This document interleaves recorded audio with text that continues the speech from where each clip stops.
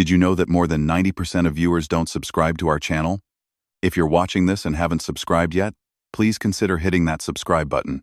We don't run ads on our videos, so we don't earn anything from them. Every subscription, every like, every comment truly means the world to us. Your support keeps our passion alive and motivates us to create more. We'd also love to hear from you. Tell us where you're watching from and what time it is right now. Let's start our story. Story number 1. On a late autumn night, with the fields on either side of the interstate already stripped bare, a long-haul driver named Marcus rolled west under a low, clouded sky. His rig was a faded red tractor pulling a refrigerated trailer, humming steadily as the highway unfolded in a straight gray line ahead of him. The dash clock glowed a pale green, 2:17 a.m. He knew this stretch of road by heart. For 15 years, he had run this route between Chicago and Denver, watching the same little towns appear and vanish beyond the shoulder, the same billboards, the same worn-out rest areas. That familiarity usually comforted him. It meant routine. It meant he understood where he was at a glance. That night, the familiarity only made what happened feel stranger. The fatigue had been building slowly. His eyes burned at the corners, and the lines on the road blurred when he stared too long. He turned the radio up, drummed his fingers on the steering wheel, sipped lukewarm coffee from a travel mug. Nothing seemed to help for more than a minute or two. Miles slipped past, surrounded by empty dark. No taillights to chase, no headlights in his mirrors. Just him, the hum of the engine, and wind nudging the trailer when it crossed open stretches of land. He told himself he would stop at the next service plaza. There was one ahead, he knew that. A big modern rest area with bright lights and a row of fast food signs. He pictured it clearly in his mind, the way it always looked. Crowded even at 3 in the morning, the smell of fries, tired parents shuffling kids to the restrooms. But the exit never came. The green mile markers ticked upward, glowing for a second in his headlights before rolling away behind him. The radio station faded into static and then caught again, like a weak signal on a stormy night, though the weather was dry. The clouds hung low but calm. He squinted at the GPS mounted beside the steering wheel. The screen showed his little arrow on a familiar line, everything normal. The next rest area symbol sat 30 miles ahead, same as always. His vision blurred for an instant, a sharp flash of white across his eyes that made him blink hard. The truck swayed a little as one wheel nudged the rumble strip. The harsh vibration under his seat jolted him awake. "Okay," he muttered under his breath, though no one could hear. "You're stopping. Next chance. No arguments." A few minutes later, a green sign loomed ahead on the right side of the road, rising out of the dark. He leaned forward slightly, expecting the usual service plaza name. Instead, the reflective letters spelled out something he had never seen on this route. Service area, exit 111. Fuel, food, showers, truck parking. Marcus frowned. He ran this highway every week. There was no exit 111 service area. He was sure of it. For a moment, he considered that he might have missed a turn earlier or taken a different route without noticing. The thought sent a small, cold prickle along his spine, but the road looked the same. The towns on the last few signs had been the same. His GPS showed the same familiar path. Another sign appeared, closer this time, more insistent. Exit 111, truck SCRVICES, 1 mile. The fatigue weighed on his eyelids like sandbags. A fresh wave of dizziness washed through him, so strong he had to tighten his grip on the wheel.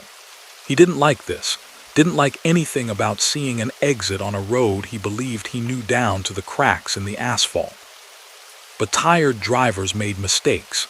He had seen accidents, overturned trailers, jackknifed rigs, cars crushed like soda cans. The images rose in his memory, quiet but vivid. Missing a night's sleep was one thing, never waking up was another. He put on his right blinker, moved into the exit lane, and rolled off the main highway.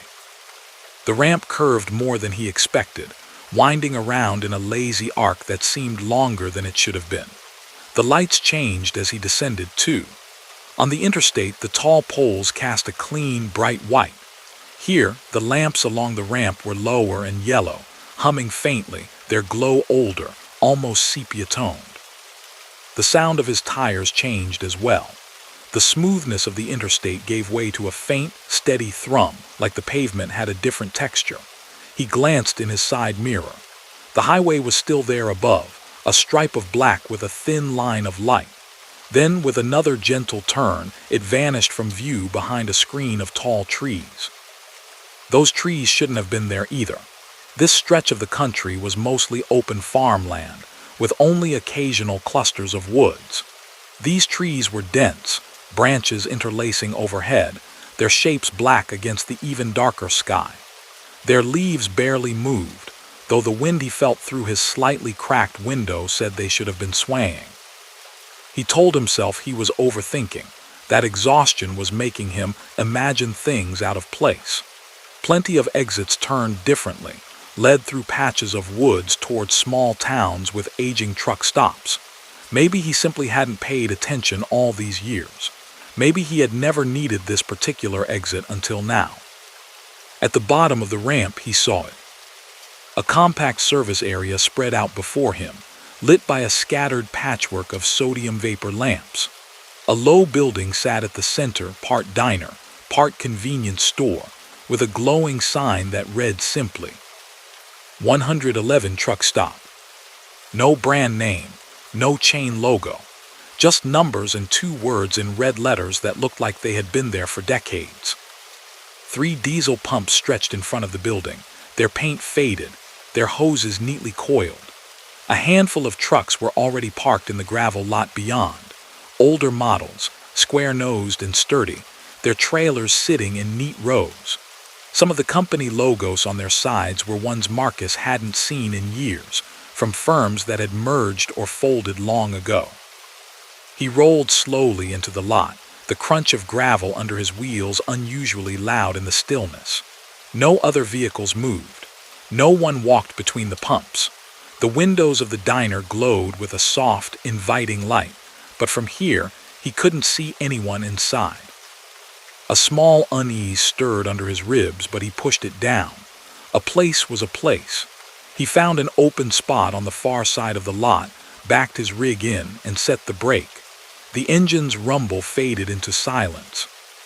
When he shut off the lights, the world outside the windshield felt even more distant, like stepping out of a theater into an empty street at night. The air seemed thicker somehow, the quiet almost heavy. He grabbed his wallet and phone, shrugged on a hooded jacket, and opened the door. The night air met him with a dry, cool breath. It carried no familiar highway roar, no distant rush of passing cars, only a far-off, low hum, maybe the building's air system, maybe something else. Marcus climbed down, shut the door, and automatically hit the lock button on the remote. The chirp sounded muted. He walked toward the diner, boots crunching softly on the gravel, his breath faint clouds in front of him. Up close, the windows showed more detail. Inside, a few people sat at the counter and in booths, figures in hats and jackets, hunched over plates or cups. A woman in a pale uniform moved behind the counter, setting down coffee, wiping a surface. A ceiling fan turned lazily overhead, stirring the air. It looked ordinary, perfectly ordinary if a little old-fashioned. He pushed the door open. A small bell above it chimed once, clear and bright. Warm light washed over him, along with the comforting smell of coffee, frying oil, and something baking. Maybe pie crust, maybe bread. A jukebox in the corner played a tune so low it was more a suggestion than a sound, something slow from another decade. But as he stepped inside, every head turned toward him. For a heartbeat, the entire room paused. Forks hovered above plates, cups paused halfway to lips, the waitress stopped mid-wipe. Dozens of eyes measured him in a single, silent second. Then, as if a signal had been given, everyone looked away again. Conversations, such as they were, resumed in tired, murmuring bits. The waitress went back to her work. Marcus offered a half-smile to no one in particular and walked toward the counter. He chose a stool a few seats down from an older man in a denim jacket and worn baseball cap.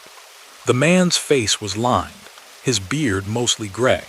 He stared into his coffee as if reading something in it. The waitress appeared in front of Marcus almost immediately, holding a small pad of paper, a pencil tucked behind one ear. She looked to be in her early 40s, hair pulled back into a neat ponytail. Her eyes, though tired, were sharp. "What can I get you?" she asked, voice calm and neutral. "Coffee," Marcus said. "Black and whatever's hot, surprise me." Her mouth twitched, not quite a smile. "You got it." She poured from a glass pot into a white ceramic mug and set it down in front of him. The mug was heavier than most, with tiny chips along the rim. He wrapped both hands around it, letting the warmth seep into his fingers. As she turned to move away, he glanced over at the older man beside him. The man's jacket bore an embroidered patch from a company Marcus barely remembered, a regional firm that had been bought out when he was still new to the job. "Quiet place," Marcus said, mostly to fill the silence. The man lifted his gaze slowly, like it took effort. His eyes were pale blue, clear but tired. "Most nights," the man replied. His voice carried a rasp as if it had traveled a very long distance. "You look beat, son." "Long run," Marcus said. "Didn't even know there was a stop out here. Thought I knew this road." The man studied him for a second longer, then turned his attention back to his coffee without answering. The waitress returned with a plate, scrambled eggs, toast, and hash browns, steam still rising. It looked like something from a much earlier time, simple and unfussy. She set it down gently. "Eat up," she said. "You've got more night ahead of you than you think." The phrasing caught him off guard. "Yeah," he said slowly, "guess so." He picked up his fork and took a bite. The food was good, simple, salty, exactly what his body wanted. With the first few mouthfuls, a little of the weariness in his limbs eased. His eyelids felt less heavy. The jukebox song ended, and for a moment there was only the low murmur of voices and the clink of dishes. Then a new sound faded in, a weather report, crackling like it was coming through a radio with a bad antenna. The words were slightly distorted, but he caught phrases. Visibility reduced. Patchy fog, drivers urged to use caution. Marcus frowned. Outside, the sky had been cloudy but clear. No fog, no sign of it, not on his way down the ramp. He glanced toward the far wall where an old tabletop radio sat on a shelf. Its dials gleamed dully under a dusting of age. The voice seemed to be coming from there, though Marcus wasn't sure he'd seen it on when he walked in. He checked his phone on the counter. No new messages. No service bars. The small symbol in the corner of the screen showed a red X over the signal indicator, as if he were deep in a tunnel or far out of range. He raised his eyes to the waitress as she passed again. "Hey, he said, lifting his phone slightly. "Is there really no service out here?" She paused, looked at the device, then at him. "Doesn't usually work well in this place," she answered. "Best not to worry about it. You won't be here long." There was that odd phrasing again. "You won't be here long." "Is this a new stop?" he asked. "Been on this highway forever, never noticed it." Her gaze lingered on his face for a moment, as if trying to decide how much to say. "New isn't the word," she replied quietly. "It's been here longer than most folks remember. People only see it when they need to." Before he could respond, someone in a nearby booth called for more coffee, and she moved away, leaving him with that thought. Only see it when they need to. He took another sip of his own coffee and looked around the diner more closely. Most of the customers were truckers, by their jackets and the lines on their faces. A few wore caps with old company names, some of them gone from the roads for years. One man in a corner booth still had a reflective vest on over his sweatshirt, though the logo on it was an older style Marcus vaguely recalled from his early days. A wall near the restroom door caught his eye. It was covered in photographs. Small, framed pictures hung close together. Some were black and white, others faded color prints. Faces of men and women, mostly in work clothes, some holding up keys to new trucks, others smiling in front of their rigs. He squinted, curiosity getting the better of him. After another bite of eggs, he slid off the stool and walked toward the photo wall. Up close, he saw a hand-lettered sign at the top. For those WHO didn't make IT home. His step slowed. A coolness touched the back of his neck. Each photo had a name scrawled in small letters along the bottom border and a date underneath. Many dates from the past few decades, scattered without any obvious pattern. Some of the faces were very young. Others were as lined and weathered as the man at the counter. He moved along the wall, scanning the names. Ray, Linda, Samuel, Tess, Jorge, Eli. Some last names matched logos on the hats and jackets around the diner. Then his gaze caught on one frame near the middle. For a second, he thought the light was playing tricks on him. The man in the photo looked like him. Not exactly, but close enough to send a tremor through his chest. Same build, same kind of tired eyes, same short-cropped hair just beginning to gray at the temples. The man leaned against a red truck that could have been the earlier model of Marcus's own rig. The company logo on the door was the same as Marcus, but in an older font. The name under the photo read, MCALLEHAN. The date beneath it was 10 years ago, almost to the day. "That one's not you," said a voice at his shoulder. Marcus turned. The older man from the counter stood beside him now, hands tucked into the pockets of his denim jacket. "I know," Marcus said, though his voice felt thin. "Just looks like it." "Lot of them do," the man replied. "Every driver thinks they're seeing themselves up there. Sometimes they're right, sometimes they're not. Name's Hank, by the way." "Marcus," he answered automatically. Hank nodded, as if he already knew. His eyes drifted over the wall, settling briefly on a few of the pictures as if acknowledging them. "What is this place?" Marcus asked, keeping his voice low. "Because I swear I've never seen exit 111 in my life." Hank's mouth tightened at the corners. "You're tired, Marcus, more tired than you think. That's the first part of the answer. That doesn't. Remember about 20 minutes ago," Hank interrupted softly, "when your eyes went white for a second and you drifted onto the rumble strip." The word stopped Marcus cold. He hadn't told anyone about that. He hadn't even said it out loud to himself. "How did you?" Hank returned his gaze to Marcus, steady and unblinking. "This place shows up when someone's a breath away from not making it to the next mile marker. Some recognize that feeling and pull in. Some don't. Those who don't, well." He nodded toward the wall. Marcus's mouth felt dry. "You're saying this truck stop, what rescues drivers?" "Rescue's a strong word," Hank said quietly. "Think of it as a pause button, a shoulder on the side of the road you didn't know was there. Sometimes all a person needs is 10 minutes off that line of white paint to keep going straight instead of into a ditch." "And the ones on the wall?"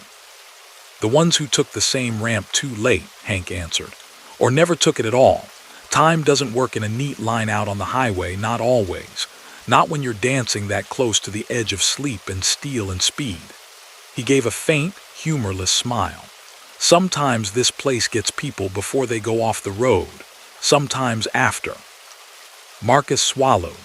A strange, hollow feeling opened in his chest. "So which am I?" he asked, the question leaving his lips before he could stop it. "Before or after?" Hank studied him for a long moment. The jukebox hummed out another slow tune behind them, something with a steel guitar and a low voice. "You're still breathing," Hank said finally. "Still got your hands on a wheel out there. You're in the middle of a decision is all. How long you sit here, what you do when you leave, that's what matters." Marcus glanced back at the photo that resembled him, at the wall of faces, at the hand-lettered sign. The dates blurred for a second. He stepped back, suddenly unsteady. "I should go," he said, barely above a whisper. "I should get some air." Hank nodded once, slow. "Finish your coffee at least. You'll want your head clear when you get back on that road." Marcus moved back to the counter, his legs feeling oddly heavy. The waitress appeared again without being called, topping off his mug. "You ought to pay up now," she said gently, "before you forget you were ever here." He blinked, "Forget." She shrugged one shoulder. "Most do. They remember feeling better, maybe. The next exit, the next town, but this place, it fades." The idea twisted in his mind. You remember everyone who comes through. She looked past him at the wall, then at Hank, then back at Marcus. "Enough of them," she said. "You should go soon. The weather's changing." He glanced toward the front windows. For the first time, he noticed the glass had gone pale, as if a veil of gray had descended outside. Streetlights in the lot appeared as fuzzy balls of light, their poles barely visible. A thick, uniform fog had settled over everything. "That wasn't there when I pulled in," he murmured. "It never is," Hank said behind him. "Not at first." Marcus reached for his wallet, fingers clumsy. He pulled out some bills and laid them on the counter. The amount didn't seem to matter. The waitress accepted it with a small nod. "Take care of yourself, Marcus," she said. "Next time you feel your eyes close, remember the wall." He didn't trust himself to answer. He simply nodded, turned toward the door, and walked out into the mist. The bell chimed once as the door closed behind him. Outside, the world felt smaller, tighter. The fog wrapped around the trucks and pumps, swallowing the edges of the lot. The building's windows glowed behind him like distant ship lanterns in a white ocean. His own rig waited exactly where he'd left it, a familiar shape in the haze. He climbed in, heart beating a steady thud in his ears, and settled into the driver's seat. For a moment, he sat with his hands on the wheel, staring straight ahead. A part of him wanted to start the engine, pull out, and never look back. Another part lingered on the warmth of the diner, the sound of the jukebox, the steady presence of people who seemed to exist halfway between miles. He turned the key. The engine rumbled to life, a comfortable vibration through the cab. The dashboard lights flickered on.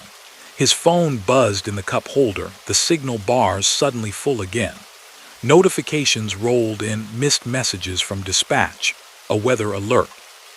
He put the truck in gear and eased toward the exit of the lot. The fog thinned as he approached the ramp, pulling back like a curtain. The lamps along the way hummed softly, their yellow light guiding him upward. The ramp felt shorter this time, less winding. In just a few seconds, he saw the familiar glow of the interstate ahead, vehicles sliding by like distant comets. He merged onto the highway, checking mirrors, settling back into the right lane. The road stretched out before him, bare and straight.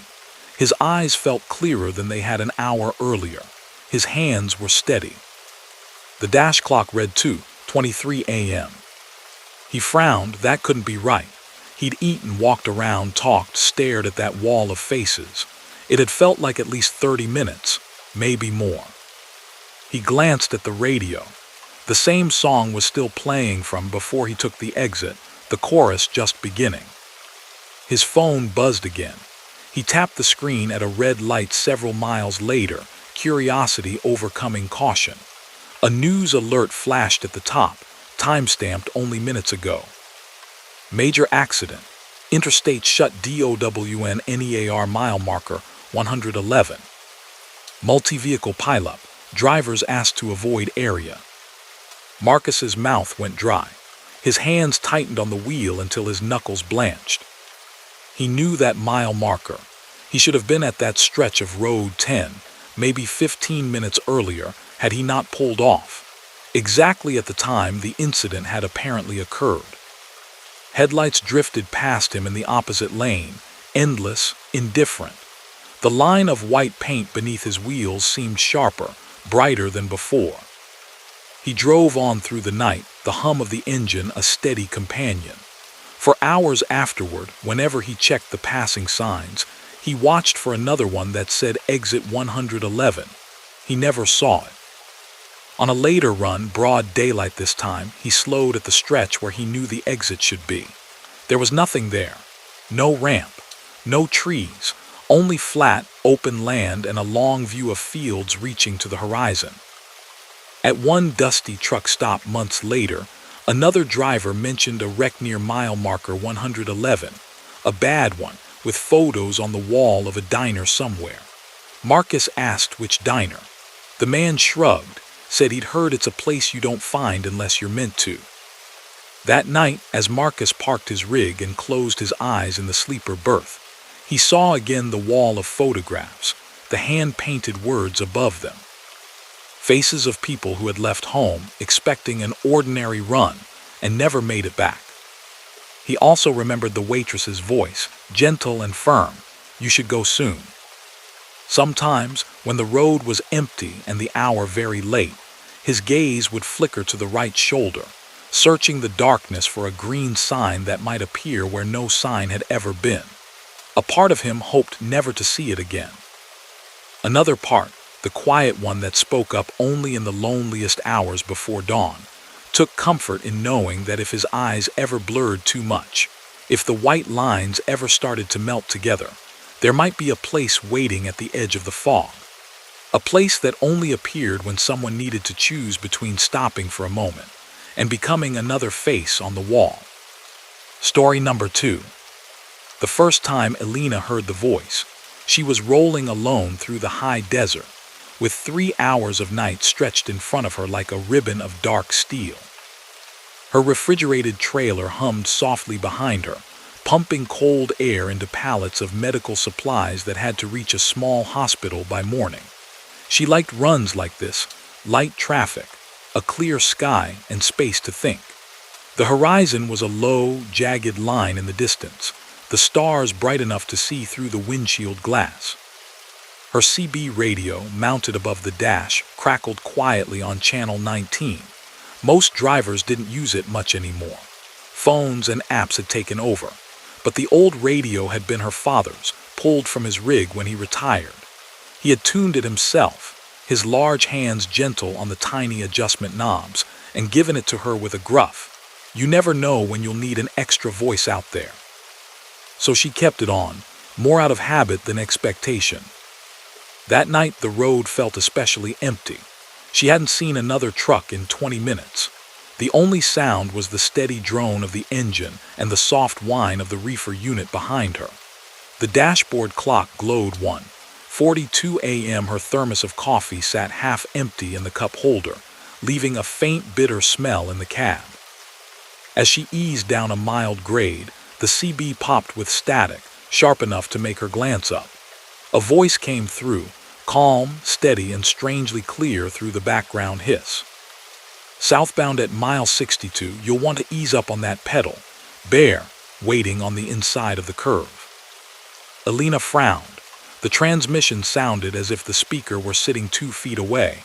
No call sign, no greeting, just that simple warning. She glanced at the mile marker that flashed past on the right, 60. There was no one behind her, no headlights in her mirrors, no one visible ahead. She hesitated, then shifted her foot off the accelerator, letting her speed bleed down a few miles per hour. It didn't cost her anything to be careful.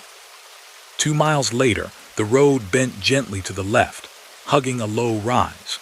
A clump of scrub, brush, and rock hid the inside shoulder, exactly the sort of place State Patrol liked to tuck themselves away at night. Elena's eyes narrowed.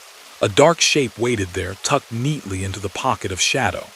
As she rolled past, the reflective stripping on a cruiser's bumper flared briefly in her headlights, white and unmistakable.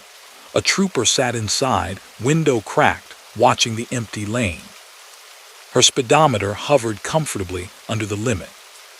As she cleared the bend, she reached for the CB mic, pulse beating a little faster than it had a moment ago. "Appreciate the heads up," she said. "Who's out there?" The radio hissed softly, then went silent. No reply. She listened for another minute, another 5. Nothing. Eventually, the tension left her shoulders. She chalked it up to a helpful driver with a strong radio and a habit of keeping his handle to himself. She'd run into stranger things on the road. Still, when she pulled into a truck stop 2 hours later, she found herself glancing at the other rigs, wondering which one belonged to the unseen voice. Days passed. Runs came and went. Coastal routes with salt on the air, flat plains where the sky looked too big. The memory of the disembodied warning faded into the background of 100 other small oddities she'd collected over the years. Then one damp, foggy night in Oregon, the voice came back. Alina was climbing a long, slow grade through a pine forest, the world outside her windshield reduced to a tunnel of gray and the glow of her own headlights. Moisture beaded on the glass and streaked away in slow lines. The clock read 3:09 a.m. She was alone in the right lane, her engine pulling steadily. The CB was quiet, just a low ocean of static. She almost reached up to switch it off, deciding that tonight she preferred real silence. Before her fingers touched the knob, the radio popped again. Northbound, keep it tight in your lane. Got a four-wheeler straddling the center up ahead. Looks like they're asleep with their eyes open. The voice was the same, calm, measured, with a faint echo like it was coming from a tiled room instead of a truck cab. No greeting, no name, just the warning. Alina's hand dropped back to the wheel. She eased a little right, leaving a wider buffer of space on the left. The fog thickened for a moment, swallowing her lights. Within seconds, a vague shape grew ahead, smeared and uncertain. As she drew closer, it resolved into a mid-sized sedan drifting slightly, its left wheels kissing the center line. Alina's pulse spiked. She tapped her air horn lightly and flicked her headlights to bright, then back again.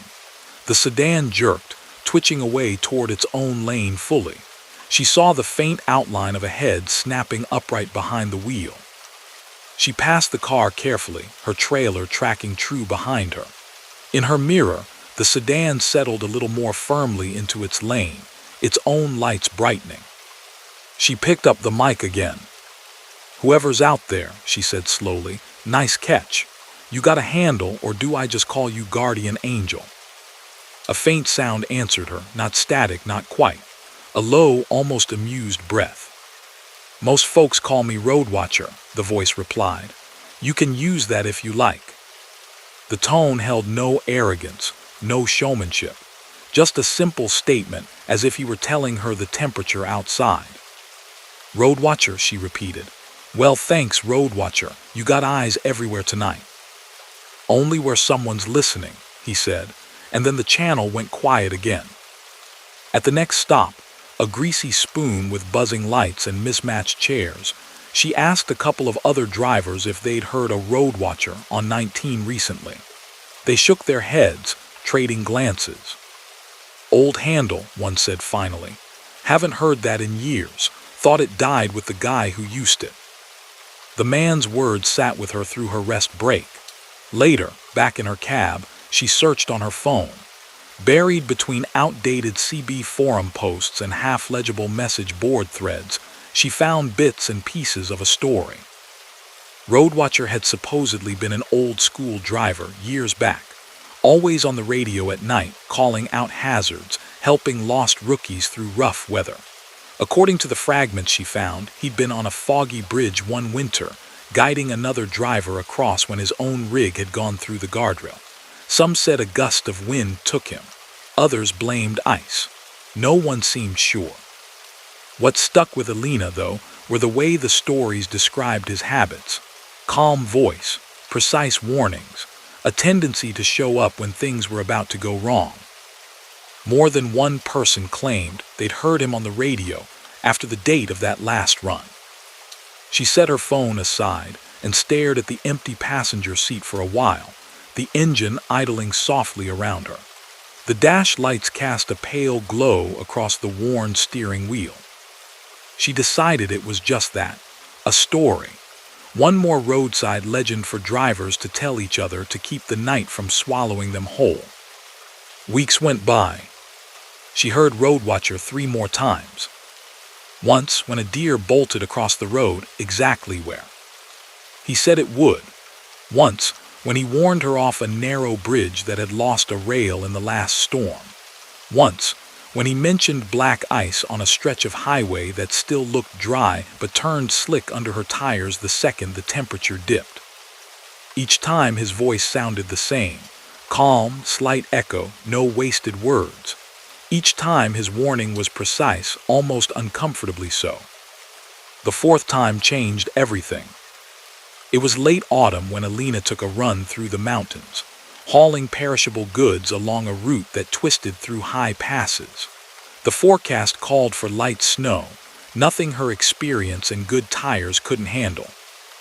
By midnight, the light snow had turned into something heavier. Fat flakes hit her windshield, smeared into glowing streaks by the wipers. The road narrowed between dark pines that hunched close, their boughs sagging under fresh weight. The world beyond her headlights might as well have been a black wall. Her GPS showed a clean line over the pass, then down toward her destination. No closures marked, no alerts. The digital voice had guided her reliably through worse. As she climbed, though, she began to notice a strange pattern in the world outside. The snow seemed to fall harder whenever she approached certain curves, the wind pushing in odd, gusty bursts. Her steering wheel shuddered once as a strong gust hit the trailer square on. She checked the road conditions app on her phone quickly at a straight stretch. No updates, no warnings.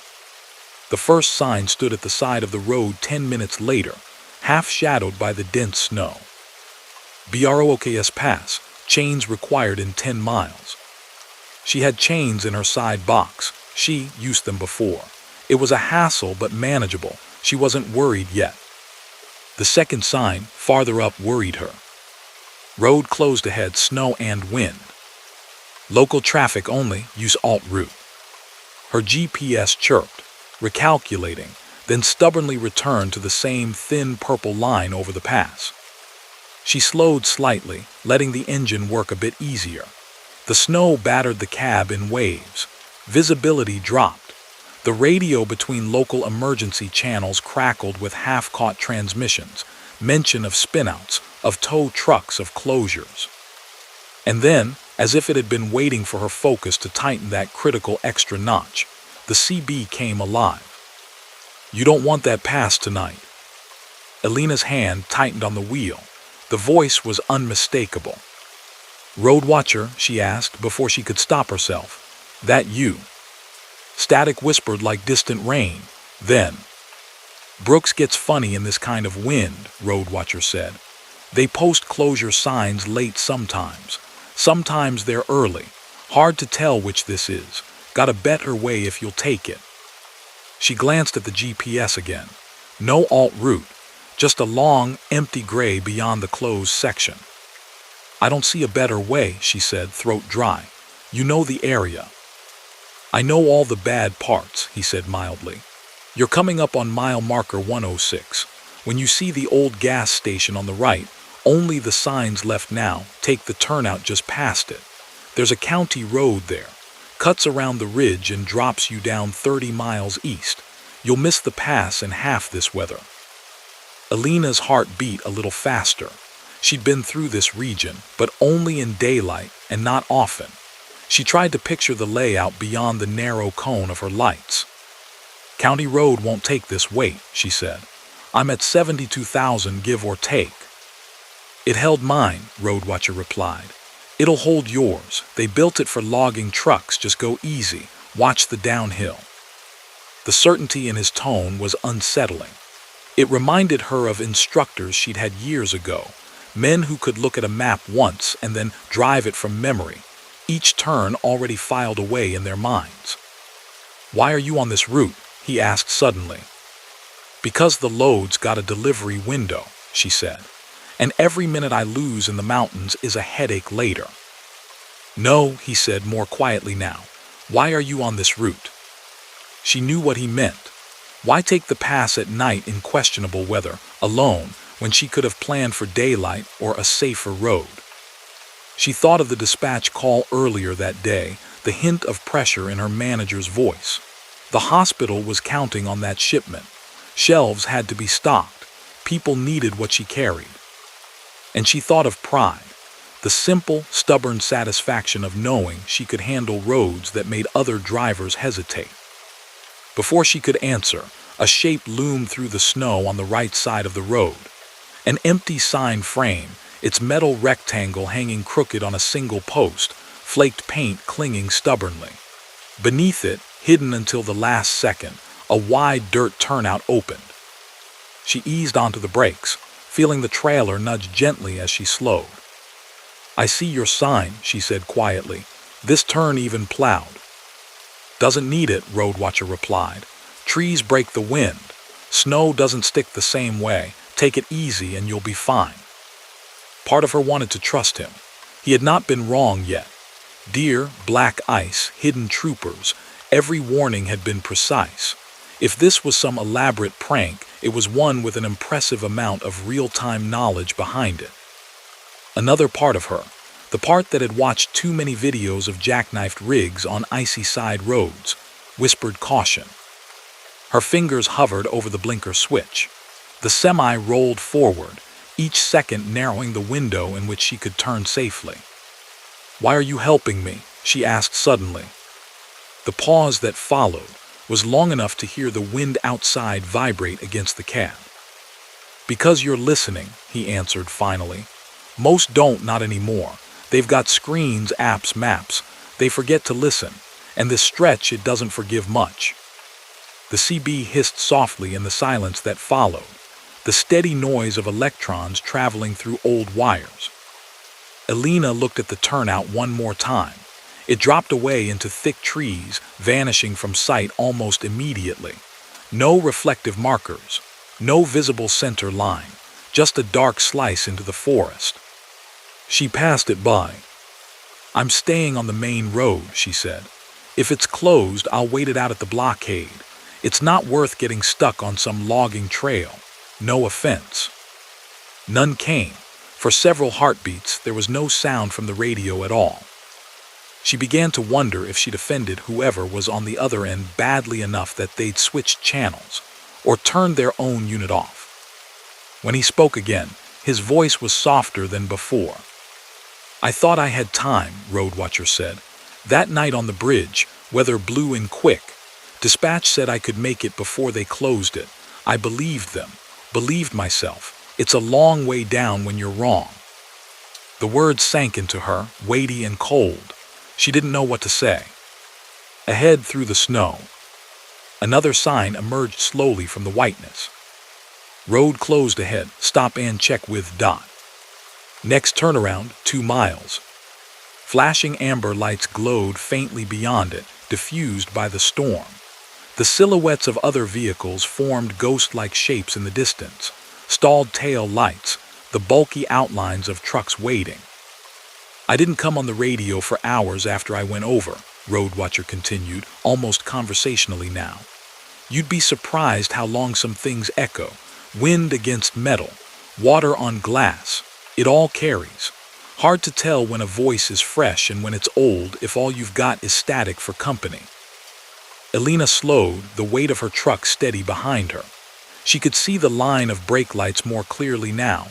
3 semis, a couple of pickups, 1 dot vehicle with rotating lights. "Are you still out there?" she asked quietly before she could stop herself. "Somewhere on that bridge." His laugh was soft, almost rueful. "Pieces of me," he said, "and pieces of everyone I ever tried to help. That's what the road keeps. Little bits. You're made of other people's warnings more than you think." She pulled up behind the last semi in line, set her brakes and flipped on her hazards. The snow swirled outside in tight, frantic patterns. In the mirror, a uniformed figure walked slowly from cab to cab, talking to drivers. "Looks like you're stopped for a while," Road Watcher said. "Good spot for it. Solid ground under those tires. You'll get where you're going tomorrow instead of not at all." She stared at the CB, at the mic resting in its cradle. "Why should I trust you?" she asked. "If you're whatever you are, an echo, a story, a bored guy messing with me, Why should I listen? Another quiet stretch of static. He let the question sit there between them, as real as the wheel in her hands and the snow outside. I don't care if you trust me, he said eventually. I care that you remember that little pull in your gut, the one you just listened to. That's yours, not mine, not dispatch, not the clock on your load. That feeling keeps more wheels out of the guardrail than any sign ever posted. The dot officer tapped on her door a minute later, and she rolled the window down a crack. Snow flurried in, cold and sharp. Pass is shut for the night, he said. Couple of rigs spun out up there and blocked it. We're getting them cleared, but wind's picking up. You're here till at least dawn. Alina nodded, thanked him, and rolled the window back up. Her breath puffed faintly in the chill air. She reached up and turned the CB volume down halfway, leaving a whisper of static in the background, just enough to remind her it was live. The line of trucks ahead of her glowed red and white in the storm. Drivers settled into their bunks, engines idling. The night wrapped around them, dense and cold, while the mountain quietly rearranged itself beyond the closure. Hours later, a news alert blinked on her phone. She scanned the headline through sleep-heavy eyes. Truck goes off BROOKS Pass Bridge in early storm. Non-life-threatening INJURIES, driver rescued. The timestamp put it right around the time she'd been deciding whether to take that Phantom County road or risk the closure ahead. She read the first paragraph twice, then set the phone aside and lay back on her bunk, staring at the faintly glowing ceiling of the sleeper. Toward dawn, when the snow finally softened and the line of trucks began to inch forward, she turned the CB back up. Channel 19 was alive with the usual traffic, impatient chatter, tired jokes, warnings about speed traps from bored voices 2 towns over. No sign of road watcher. Days turned into weeks. Alina drove through rain and sun, dust storms and clean, sharp mornings. The voice did not return. She almost convinced herself it had been some strange combination of stress, fatigue, and suggestion. The human brain could do odd things when the world shrank to a road and a dashboard, and the sound of tires over asphalt. Then, one quiet afternoon, as she rolled through a flat stretch of highway she'd traveled 100 times, her eye caught on a roadside sign she'd never really noticed. It was small, planted just off the shoulder, its paint faded and peeling. A metal plaque with an inscription. In memory of Thomas, ROADWHCHER Hall. For those who warned others, even when it was too late for themselves. She eased off the accelerator, feeling an odd tightness in her throat. The CB crackled once, just a tiny pop of static, like someone keying the mic for half a second and then thinking better of it. She reached for the radio, thumb brushing the transmit button. "Whoever's listening," she said, voice low, "I hear you, that'll have to be enough." The night runs felt a little different after that. She still used her apps, still checked the weather, still wrote down detours and closures. But whenever she felt that small twist of unease in her gut, an exit that looked narrower than it should, a patch of road that seemed too glossy in her headlights, she listened. Sometimes in the deepest parts of those nights, when the sky was a bowl of stars and the only company was the hum of her engine, the CB would whisper with distant voices. None quite matched the calm, echoing tone she'd come to recognize. Yet now and then, slipping under the rest like a current beneath a river, she thought she heard a familiar phrase. "Southbound at mile 62, might want to ease up on that pedal." She never tried too hard to find which truck it came from. Some warnings, she decided, didn't need a face. They just needed someone who was still awake enough to hear them. Story number 3. By the time Jonah's company forced the new navigation tablets into every truck, he had been driving long enough to cross the country in his head without a map. He preferred paper atlases. He liked the weight of them, the way routes felt real when traced with a fingertip, the satisfaction of knowing he could get from one coast to the other with nothing more than mile markers and memory. But rules were rules, and now a smooth black tablet sat in a cradle on his dash, glowing softly, humming with a voice that knew every turn. "Log in to begin route," it said the first night, the synthetic female tone calm and pleasant. Jonah grunted, typing his ID with one thick finger. The screen flickered, loaded his assignment, and drew a thin blue line across the map from the distribution center to a supermarket warehouse 3 states away. "Good evening, Jonah," the voice said. "Your estimated time of arrival is 0623. I will guide you along Route A12 today." He raised an eyebrow. It shouldn't have known his name out loud. The login stored it, sure, but the old units had never spoken it. This one pronounced it perfectly, soft on the J, like his mother used to. "Creepy," he muttered, but he put the truck in gear and eased out of the lot. The night was clean and cool, low clouds brushed with the last pink of a late sunset. He merged onto the interstate, the trailer settling behind him, weight even and predictable. Traffic thinned as the city fell away, little islands of light shrinking in his mirrors. "Continue straight for 136 miles, the voice said. "Then keep right toward I-90 West." Jonah shook his head. "That's more like it," he said, mostly to the empty cab. "Long stretches, few turns, nothing complicated." He drove in silence for an hour, getting used to the way the new device updated his speed in real time, counted down miles, tracked fuel economy. It flashed little notifications when he crept 2 miles above the limit, when his following distance narrowed on a hill. It was like having a particularly watchful passenger, polite but unblinking. "Stay in the right lane, Jonah," it said once when he drifted left to pass a slow van. "Construction begins in 2 miles. He frowned.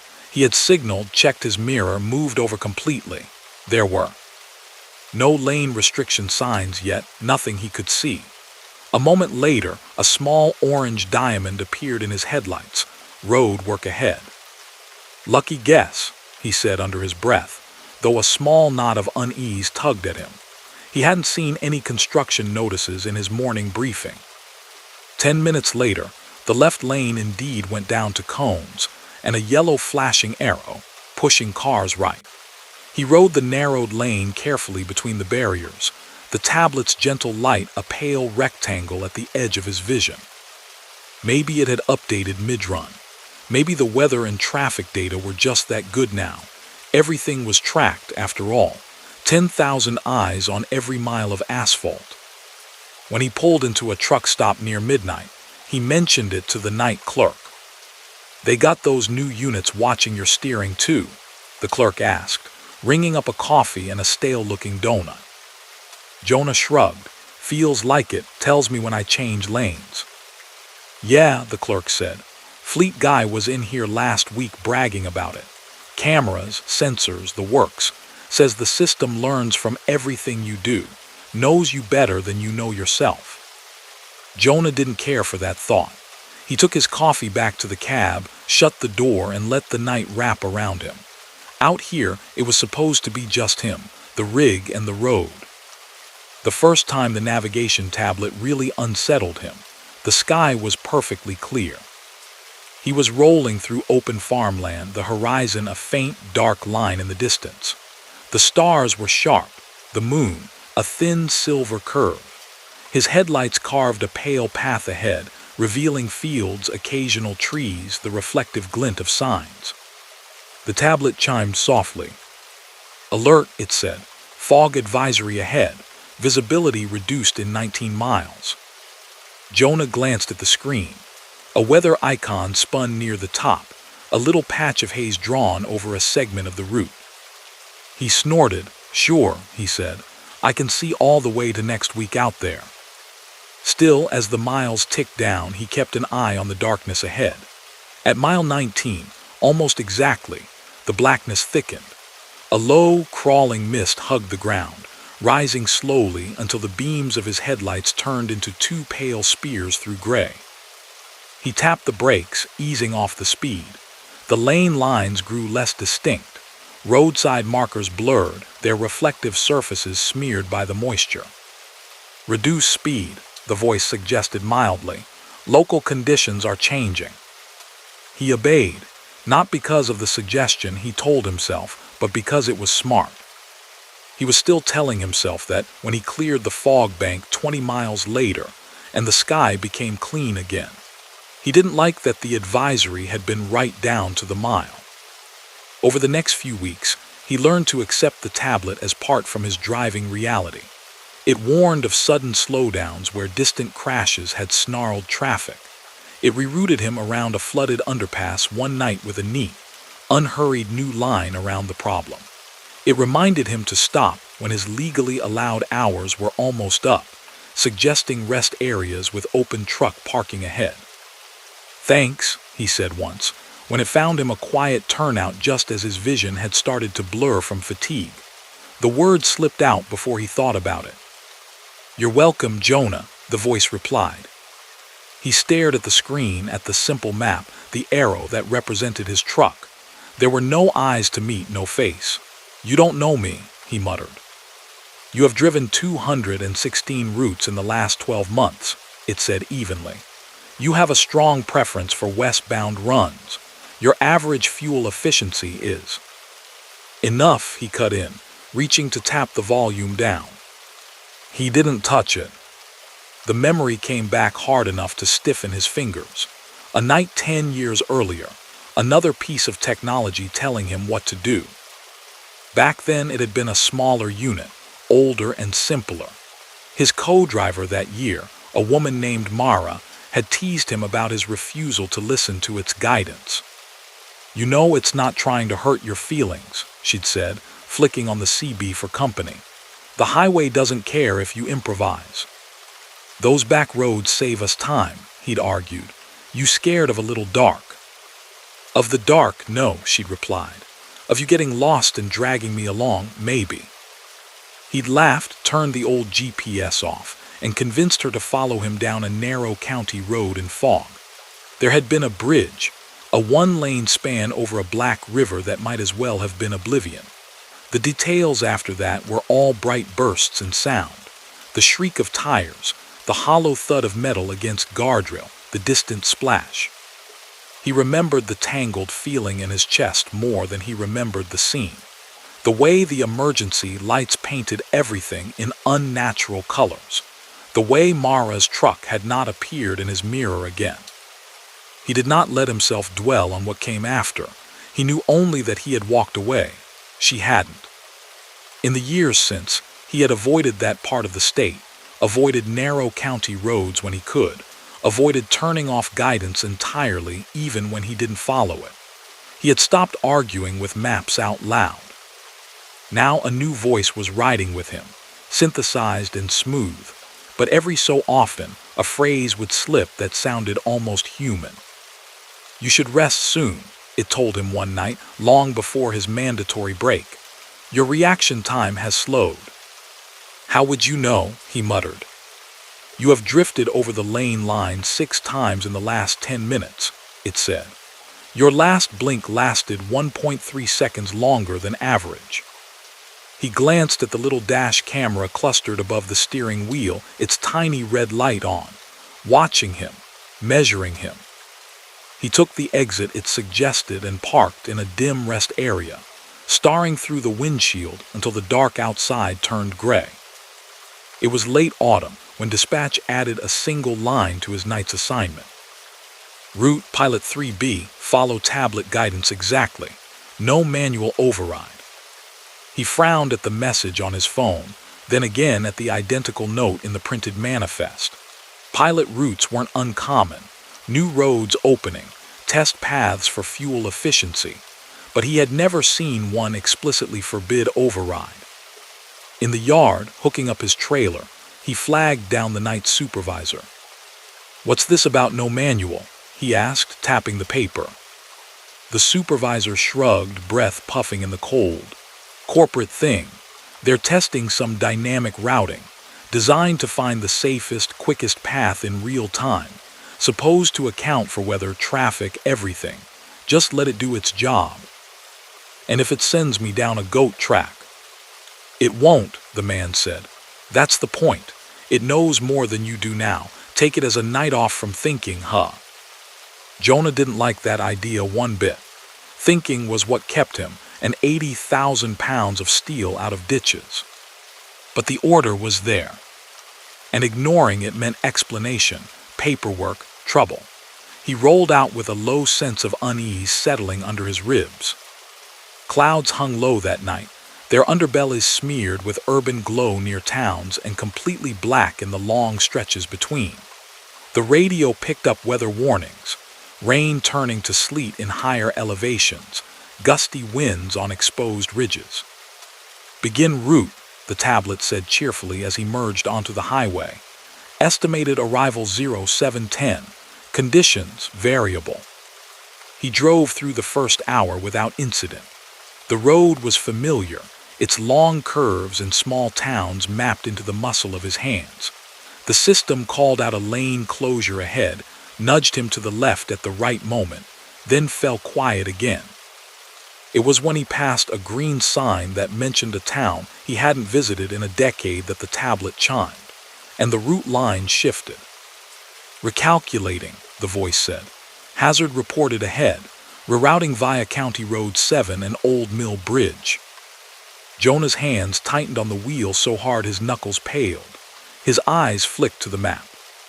The blue line now swung off the interstate in 10 miles, cut diagonally across the digital landscape on a thinner gray road, and rejoined the main highway beyond a mountain pass.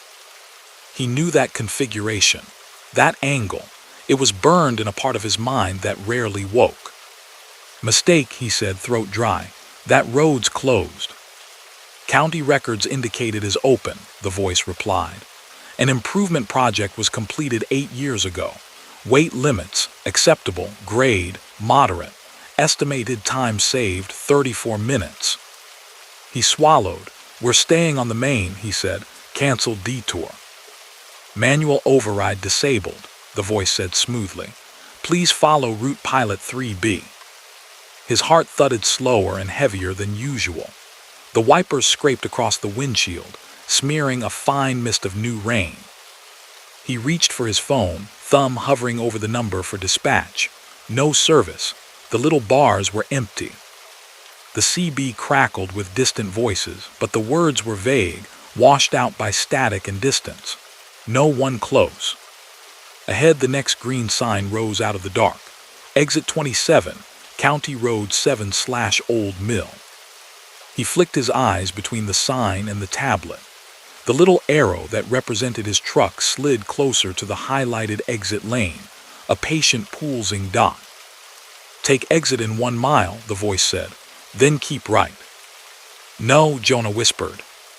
You took this exit before, the voice went on, conversational, almost gentle.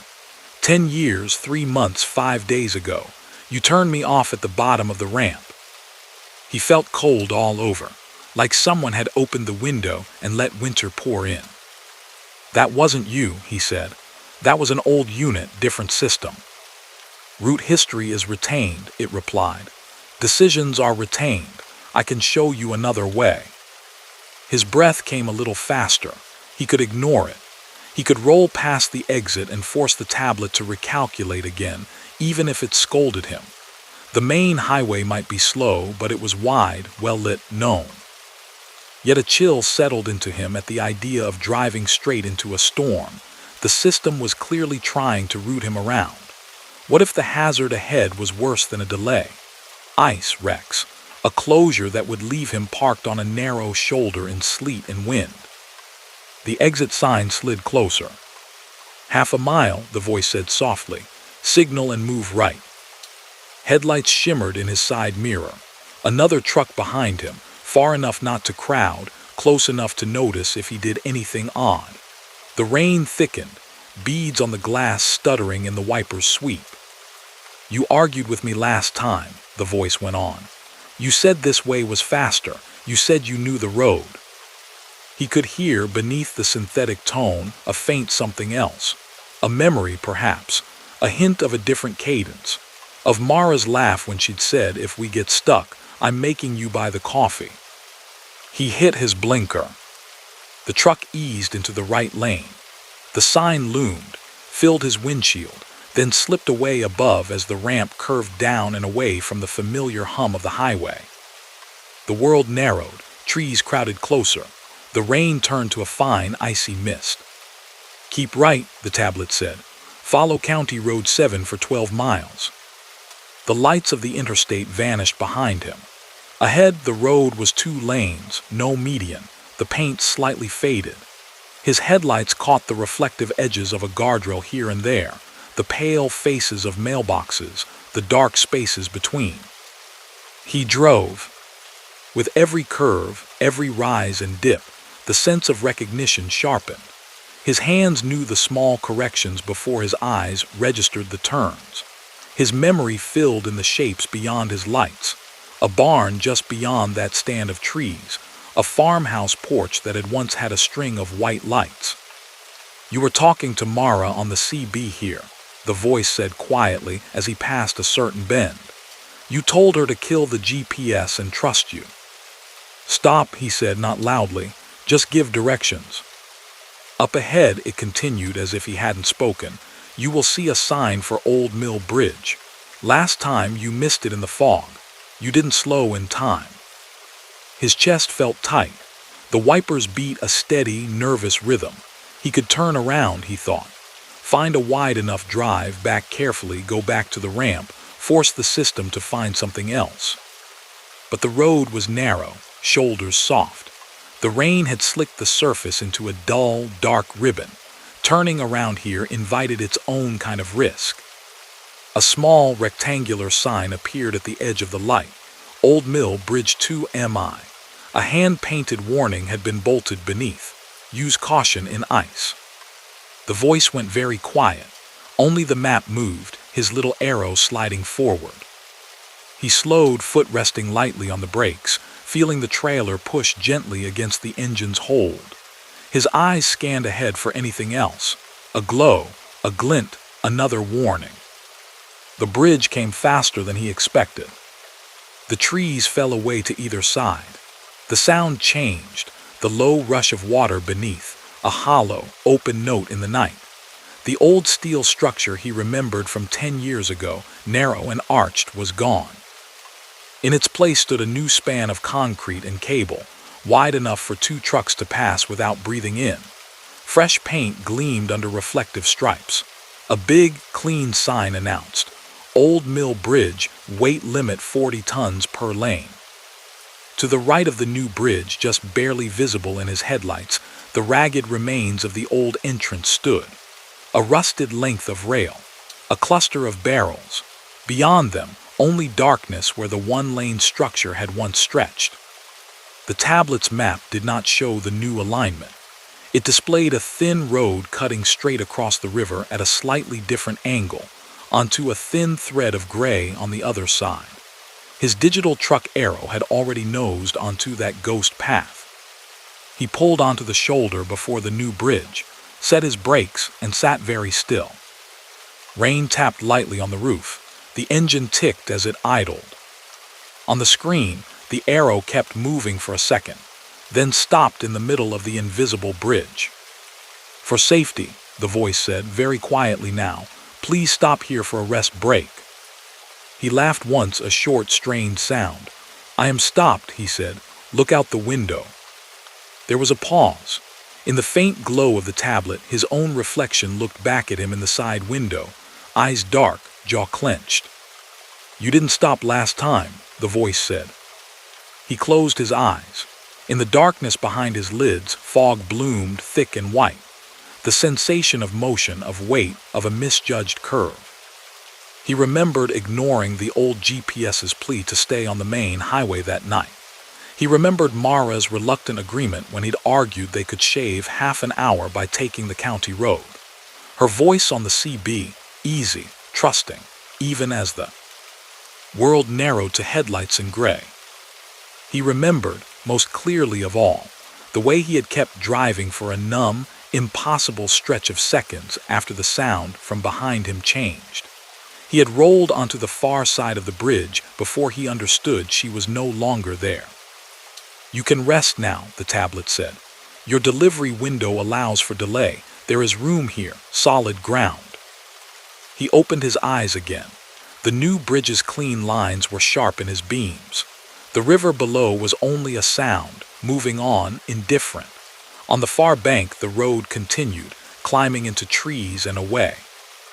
A small wooden cross sat near the blocked entrance to the old alignment, its paint faded, a name washed dull by years of weather.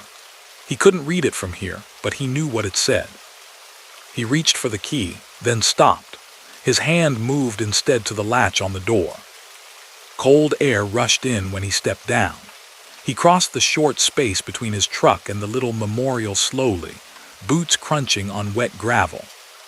Up close, the letters were clearer. Mara King.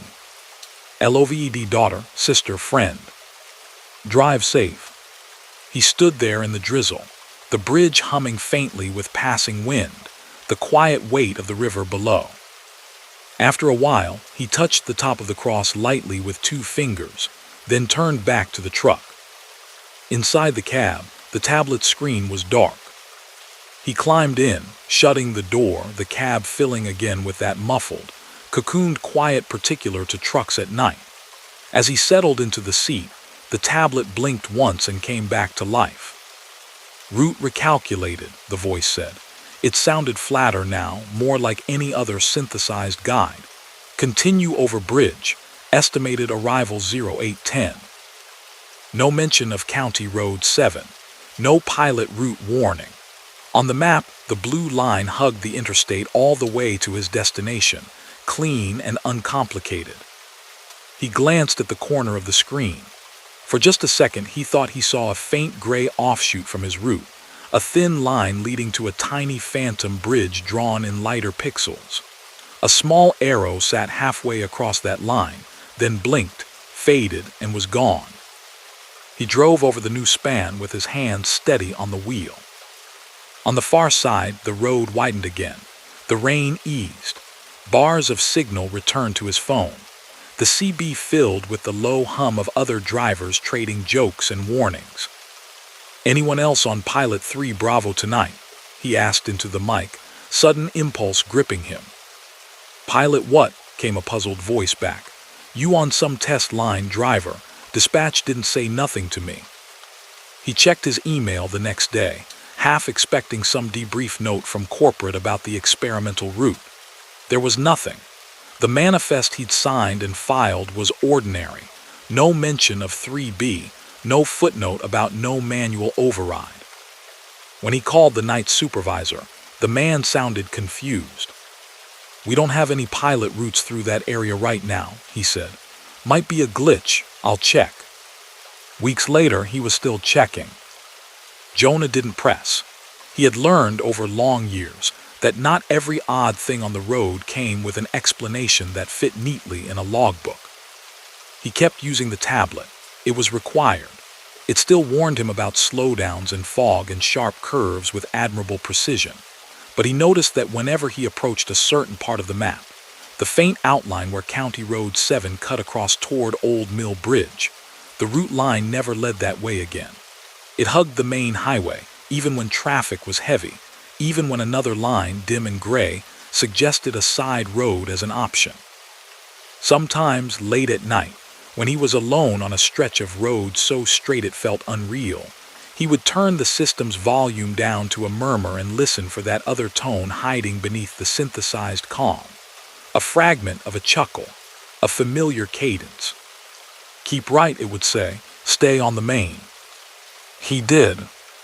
And on the rare nights when the urge to save a little time tugged at him again, when an exit for a narrow, tempting county road appeared in his headlights, the tablet would chime once, softly.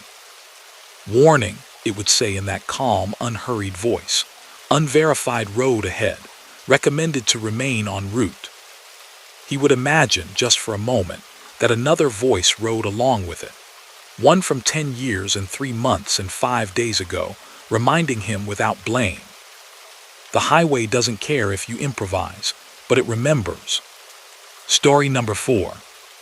The container was the oldest Miguel had ever pulled. Even in the yellow yard lights, he could see the rust blooming under its flacking blue paint, the faded logo of a shipping line that no longer existed. Numbers ran along the side in tall white letters, some of them half scraped away, as if someone had tried to erase its history and only gotten halfway. He sat in his cab at the rail yard gate, paperwork in hand, watching a switch engine cough past in the dark. Midnight air pressed close and humid, carrying a faint metallic tang from the tracks. Beyond the chain-link fence, the city was a low, dull glow on the horizon. The dispatcher at his company had called this one a simple overnight pull from the rail siding to the port. No city traffic at this hour, just industrial roads and empty overpasses. "Piece of cake, man," the dispatcher had said over the phone. "Hook it, haul it, drop it at the terminal, and you're done. They want it before sunup." Miguel had done 100 of these moves. Containers came off the trains, onto chassis, and out to the ships. The boxes themselves were just big metal rectangles, anonymous and sealed. This one felt different as soon as the yard worker dropped it onto his trailer. The impact shuddered through the frame more than usual, like the box weighed heavier than the numbers on his manifest claimed. The air around it felt a touch cooler when he walked back to check the locking pins, as if the metal kept a memory of some other climate. He ran his flashlight along the rear doors. The custom seal was intact, a thin metal band stamped with numbers. A layer of dust lay in the grooves around the hinges, undisturbed. On the paper under contents, someone had typed only machinery, no piece count, no description. "Weight looks light for machinery," Miguel muttered, scanning the line again. The yard worker shrugged. "That's what they sent down from the office," he said. "You want the load or not, port, expecting it." Miguel signed where indicated, climbed back into his cab, and eased forward to the scale house. Inside the small booth, the weighmaster squinted at his screen, then at the manifest, then back at the screen. The green numbers cast a soft glow over his lined face. "You sure that's the right box?" he asked finally. Miguel slid the paperwork through the slot. "Came right off track 7, that's what they loaded." The weighmaster sucked his teeth. "Manifest says gross weight 80,000 even," he said. "You're showing 84. Miguel frowned.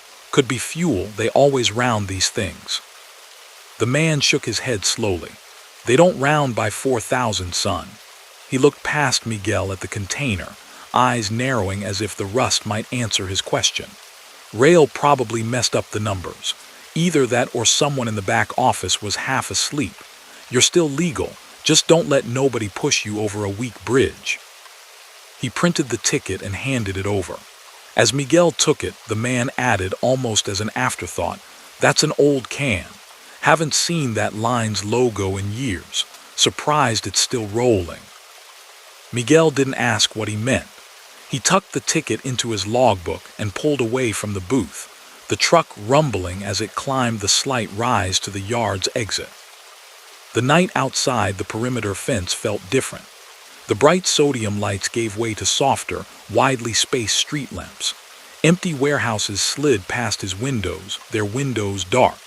A stray dog trotted along a sidewalk, fur matted, head down.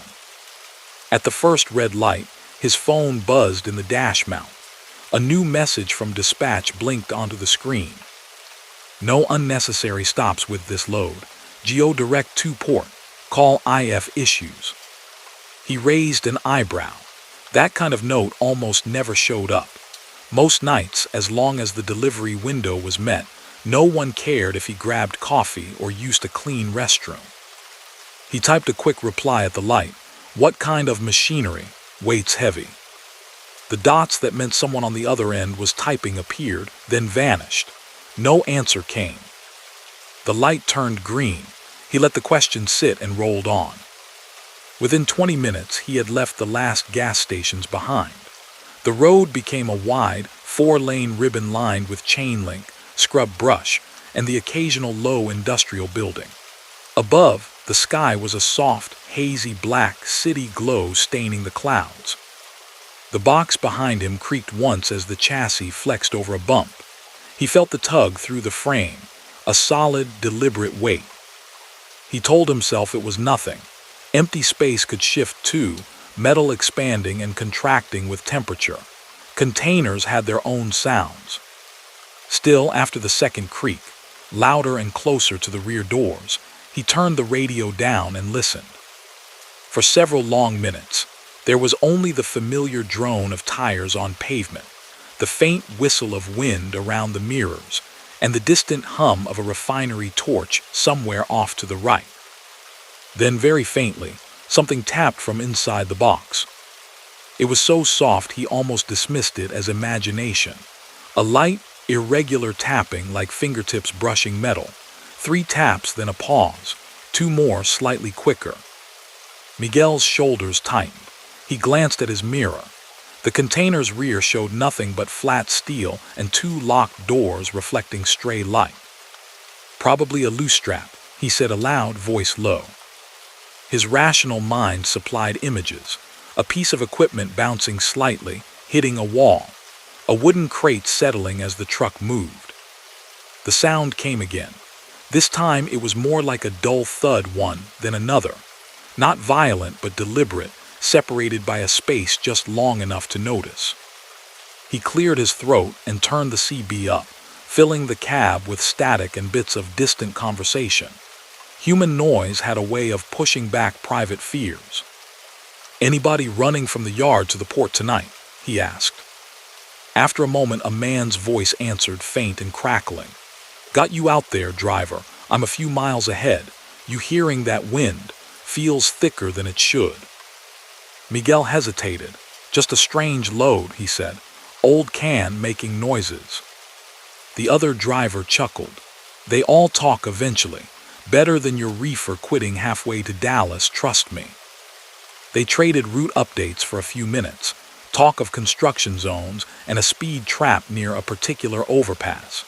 The ordinary conversation smoothed out the stretch of road.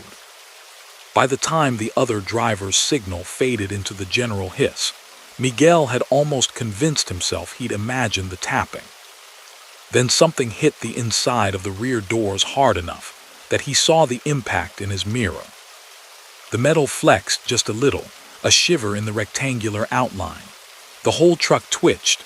A hollow boom rolled forward through the trailer frame and into the cab. His foot jumped off the accelerator instinctively.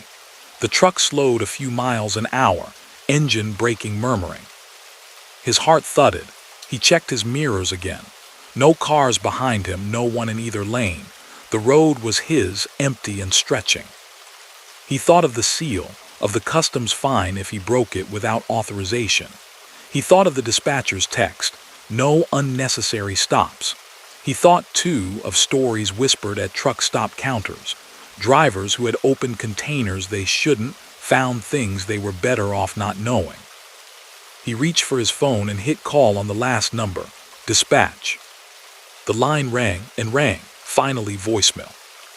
He hung up before the beep and kept driving. The next 5 miles were quiet. His knuckles slowly relaxed on the wheel. Then the air in the cab turned cold. It was late summer. The night outside was warm, his vents closed, the AC off.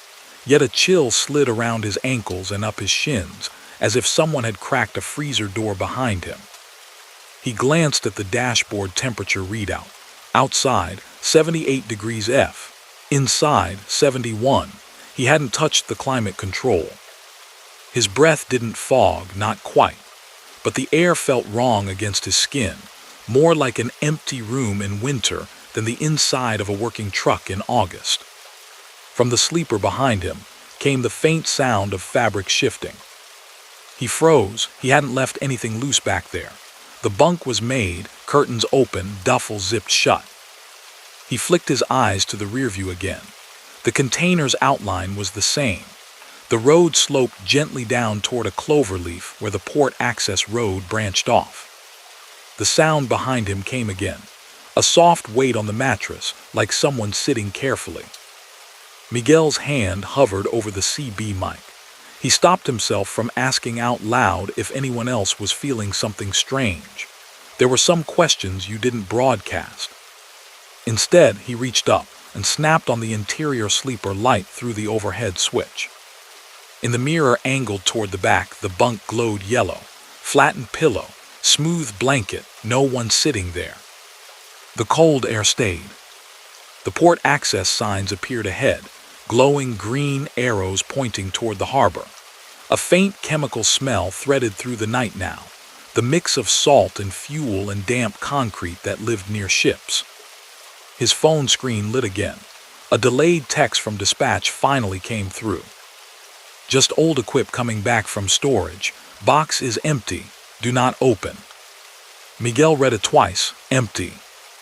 He looked at the overweight line on his scale ticket. 4,000 pounds more than paperwork. He thought of the deep, solid thud of impact against the doors. Ahead, the highway divided. To the left, the elevated ramp toward the port, a shallow curve climbing. To the right, a frontage road that paralleled the tracks for a while before looping under the bridge. The navigation unit on his dash calmly said, "Keep left for Port Terminal Road." The CB, quiet for several minutes now, crackled once. "Southbound climbing to the port," a voice said, sounding closer than it should. "You don't want the bridge tonight." Miguel's hand jumped to the volume. "Who's that?" he asked. Static, then nothing. He checked his mirror again. No headlights behind him. No one visible ahead on the ramp. A low, distant rumble drifted through the cab. It could have been a train, or a ship's engines out on the channel, or the constant background growl of a city that never quite went to sleep. The container thudded again, 2 dull blows in quick succession. The words from dispatch empty box seemed hollow now. Miguel's blinker clicked. He moved right, off the main access onto the lower road. It dropped gently, bringing him level with a set of freight tracks running toward the port. The elevated bridge he just avoided rose to his left, its concrete pillars pale shapes in the dark. His shortcut turned out not to be much of one. The frontage road curved and jogged, passing under another overpass, then over a set of sidings. At one crossing, the lights were out, the gates stuck halfway up. He slowed, looked, and rolled carefully over the rails. The second crossing was different. The lights flashed red, the bells clanged, the gates were lowered. Miguel stopped, set his brakes, and idled, peering down the tracks. No headlight, no approaching horn, just the steady, mechanical warning.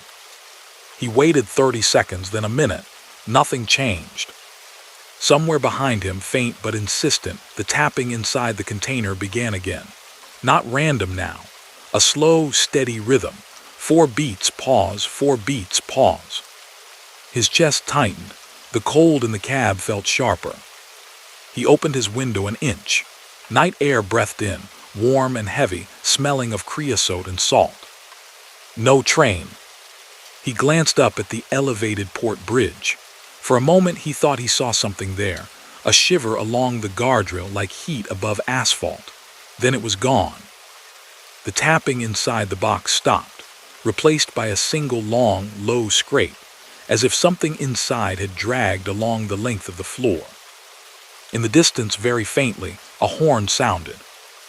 Not from the side he expected, not along the visible tracks. It seemed to come from somewhere above and behind, a thin echo of a sound long gone. His skin prickled. He released the brakes, eased the truck forward. The gates remained down. The red lights continued to flash, ignoring him. He checked the tracks one more time, empty steel stretching left and right into the dark. "Sorry," he murmured to no one in particular, and eased the truck around the gate on the narrow shoulder, crossing the rails with slow, deliberate rolling.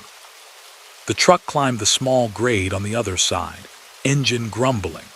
As the rear wheels cleared the last rail, a gust of colder air surged up from beneath the cab, washing over him in a single, breath-snatching wave.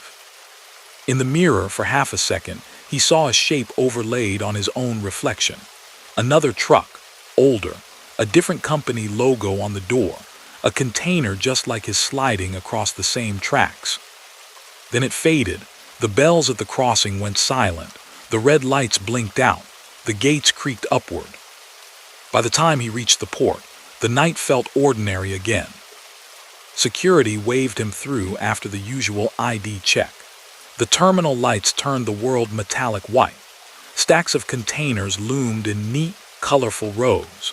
A huge crane crawled along its tracks, ready to lift boxes from chassis and lower them onto waiting ships. He backed his rig into the assigned lane and set his brakes.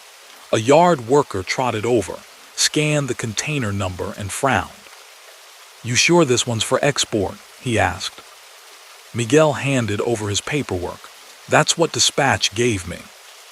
The worker squinted at the rusted box, then at a tablet in his hand. "Systems got this unit tagged as retired, supposed to be scrapped." He shook his head. "Guess they changed their mind. Hold here a minute." He jogged away to confer with a supervisor. Miguel leaned back, the engine idling under him, eyes on the stacked steel around him. The cold in the cab finally eased. His ankles warmed. The air felt normal again. 5 minutes later, the crane moved into position. Thick cables descended, locked onto the container's corner castings with heavy clanks. The chassis shivered as the weight came up. As the box lifted free, Miguel heard something inside shift one last time. Not a tap, not a thud, more like a sigh of pressure equalizing. The crane operator's voice crackled over a nearby loudspeaker. "Hey, what's the tear on this? Feels light." Miguel watched the rusted cube rise, hang, and then drift away over the sea of other containers, heading toward a far corner of the yard where damaged units were stacked for salvage. Later on his way out, the yard worker flagged him down. "Dispatch sorted it," he said. "Box was mise-coded. It's going to metal recycling. Manifest was a mess. They say it's been sitting on a siding for years. Don't know who routed it here tonight." Miguel nodded, thanked him, and rolled out through the port gate. On the open road back toward the city, his cab felt strangely spacious. He glanced in the mirror at the empty chassis stretching behind him. The space where the container had been was just darkness and steel. His phone buzzed once more. A final text from dispatch appeared. "Good job. Next time if box is tagged retired, call first. Some of those old unease have stories." Miguel stared at the message. Without meaning to, he imagined the rusted container cut open in the salvage yard, its contents, whatever they were, finally seeing light. He hoped, for reasons he didn't care to examine, that it truly had been empty. That night as he lay in the sleeper, engine off, the truck's shell creaked and settled around him with familiar sounds. Metal cooling, wind nudging the mirrors, the faint ping of something outside expanding or contracting. He listened carefully for any other noise, a tap, a thud, a scrape that didn't match ordinary patterns. Nothing came. Still on later runs, whenever he hooked to a container that looked too old, too scarred by travel, he found himself checking the number twice. If the port ever tried to hand him that same faded blue box again, with its half-scraped logo and heavy feel, he wasn't sure he'd take it. Empty or not, some loads seemed to remember their own weight. Story number 5. Lucas liked night crossings. He preferred the mountains when they were reduced to outlines and shadows, when the jagged ridges turned into dark waves against a paler sky. There was less traffic then, fewer tourists riding their brakes down every grade, fewer cars weaving unpredictably around his rig. That night, his refrigerated trailer hummed quietly behind him, carrying pallets of frozen produce toward a distribution center on the other side of the range. His headlights bit into the darkness, revealing concrete barriers, reflective markers, and the occasional glimpse of rock face rising steeply just beyond the shoulder. The new Calverton Tunnel lay ahead, modern, wide, its interior lit like the inside of a clean, white throat. He had driven through it hundreds of times. It was the reliable path through a part of the mountains that had once been considered treacherous. The CB was low but on, filling the cab with a soft wash of static and scattered talk. Drivers traded fuel prices and weather reports in lazy, half-awake voices. As Lucas rounded a gentle curve, a green sign loomed out of the dark on the right-hand side. New CALVRTON tunnel. Closed 11 p.m., 5 a.m. for maintenance. Use detour Old Ridge Pass. He checked the digital clock on the dash. 11:08 p.m. A curse stayed behind his teeth. The closure notice hadn't been in his pre-trip briefing. Maybe it had been added late. Maybe he just missed it. Either way, the main passage was shut. His navigation unit chimed and redrew the route. A new line snaking off the interstate at the next exit, looping toward a thinner road that paralleled the main one before cutting through the mountains at a sharper angle. Detour in 2 miles, the calm voice announced. Estimated delay 20 minutes. Great, Lucas muttered. Ahead, another sign confirmed it. All traffic tunnel closed. Detour exit 32, Old Ridge Pass. The CB crackled with a burst of complaining. You see this mess, a voice said. They couldn't pick a better time to shut it down than graveyard shift. Old Ridge is a goat path, someone else replied. Watch yourself on those curves. Last time I took it, I swear I could touch the rock with my mirror. Lucas had never run Old Ridge. He'd seen the exit before, a nondescript off-ramp he'd driven past without thinking. In his mind, the mountains here were neatly tamed by the big bored tunnel, the old roads left to smaller vehicles and local traffic. He signaled and moved into the right lane as the exit approached. The off-ramp swooped downward, away from the wide comfort of the interstate lights. Within seconds, he was on a narrower, older stretch of asphalt, 2 lanes separated by faded yellow paint. The modern feel of the main highway fell away. To his right, a dark river threaded along the valley floor. To his left, the mountain rose, blotting out half the sky. A wooden sign leaned slightly near the shoulder. Old Ridge Pass 12 miles. Low gear, use caution. Lucas settled into a slower, steady speed. His trailer felt heavy and stable, the chilled cargo slumbering in its insulated shell. The stars overhead blinked through broken cloud, pale pinpricks in black. The road wound upward. Trees closed in, their trunks pale flashes in the headlights. The guardrail appeared and vanished in sections, like an intermittent promise. The first odd thing happened, just past mile marker 3. His radio snapped to silence. 1 second, a country song hummed along under his thoughts. The next, the speakers let out a soft, popping sigh and went dead. He checked the power, still on. The station frequency remained, little numbers glowing steadily. He turned the volume knob up and down. Nothing. A faint hum began instead, low and vibratory, impossible to place, part engine, part something else. It seemed to come from the rock itself, a subterranean murmur. Ahead, the road bent slightly left and then straightened. As it did, he saw a shape he wasn't expecting. The entrance to a tunnel. Lucas slowed. According to the detour map on his screen, Old Ridge should have been a series of switchbacks over the mountain, not a bore through it. The mapping software showed a solid block of elevation where his headlights now picked out a dark arch, its stone face stained with age. The structure looked older than the new Calverton Tunnel by decades. A keystone crowned the entrance, carved with a year half obscured by grime. He caught only the last 2 digits, 48. A metal sign, bolted to a post at the side, read, Old CALVRTON Tunnel. Clearance 14.6. Trucks proceed single file, lights on. His company's handbook had never mentioned this tunnel. None of his fellow drivers had talked about it. Yet here it was, solid, unmistakable, with faint, yellowish lights glimmering within. Lucas checked his height, well under the posted limit. The road in front of him funneled toward the opening. There was no convenient shoulder wide enough to turn around. Revering a loaded rig on a narrow mountain road in the dark was not an option he wanted to entertain. He downshifted gently, took a breath, and eased toward the mouth of the tunnel. As his truck's nose crossed the unseen threshold, the world compressed. The sound changed, becoming denser, closer. The weak lights along the arched ceiling flickered slightly as he passed under them, casting fleeting shadows that made the rough-hewn rock walls seem to move. His automatic headlights reflected back at him in the damp sheen of the tunnel surface, making it feel like he was driving into a dim mirror.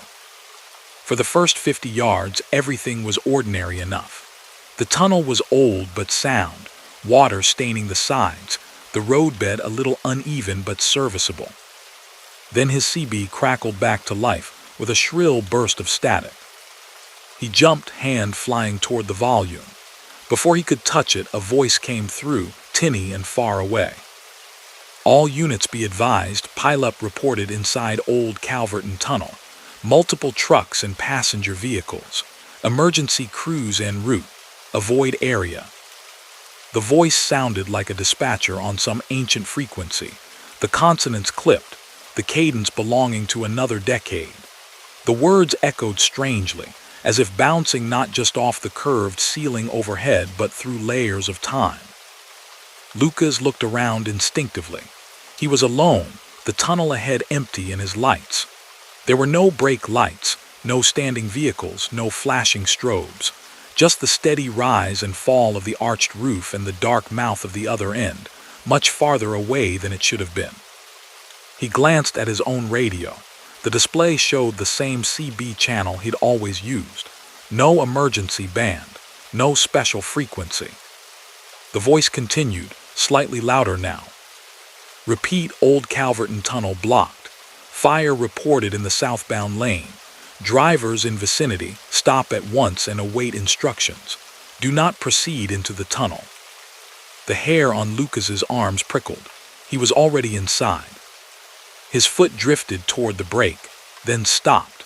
He forced himself to look only at the road in front of his bumper. Stopping a fully loaded truck on a grade in a tunnel was not something he took lightly. There was nowhere for anyone behind him to go if they appeared suddenly. But no one did. The only lights were his, the only engine sound his own. A flicker ahead drew his eye.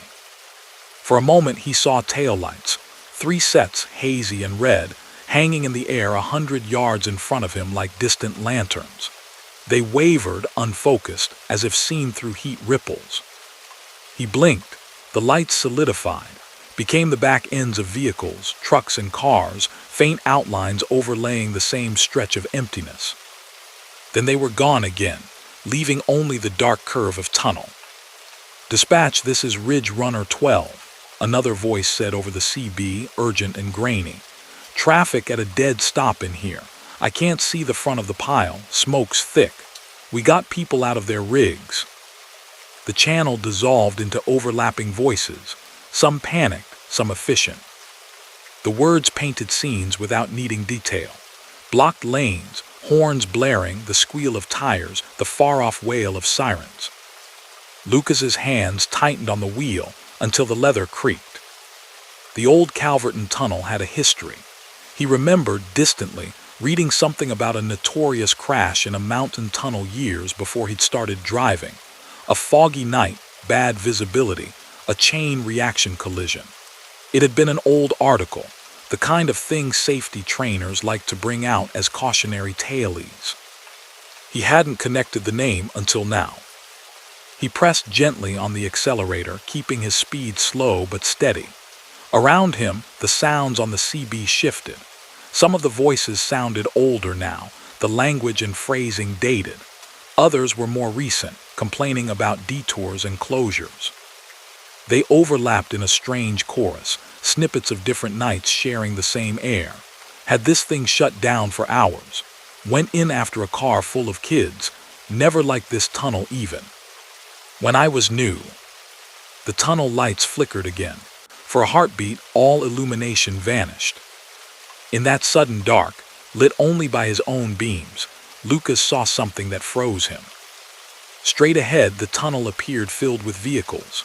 A dense, unmoving line of them, bumper to bumper, some at crooked angles, others nose to tail. Trucks sideways across both lanes, cars crushed between. The scene was pale and unreal, like a reflection in fogged glass. No color, just shapes and glows where lights should be. Yet he could see marks on metal, crumples and bends, the suggestion of twisted frames. He saw, too, the outline of a truck bearing his own company's old logo, a version phased out before he'd hired on.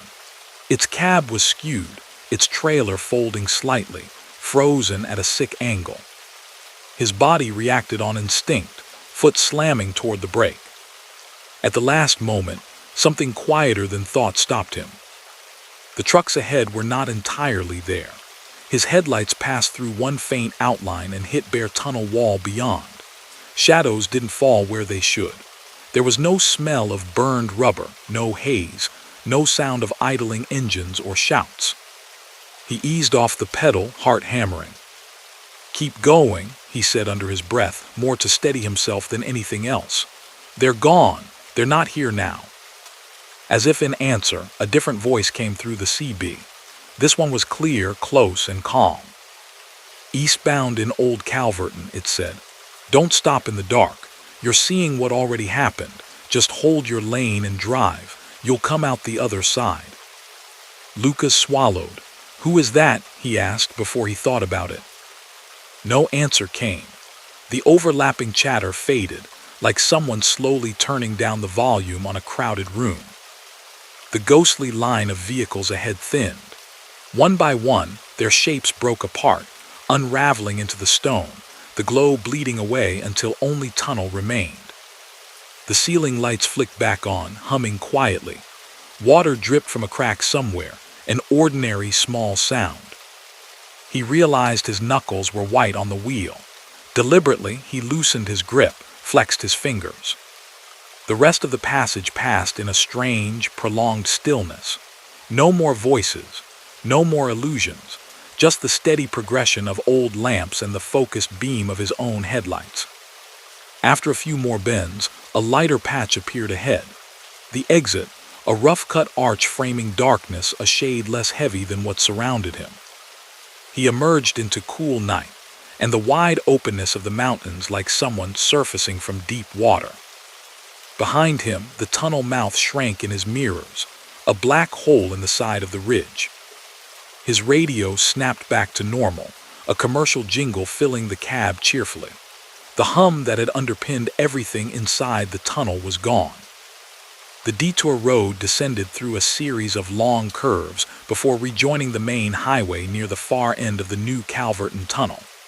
As he approached the merge, Lucas saw a flurry of flashing lights ahead, patrol cars, maintenance trucks, a big arrow board pushing traffic into a single lane. He slowed, eyes scanning the scene. A rock slide had come down near the tunnel's western portal.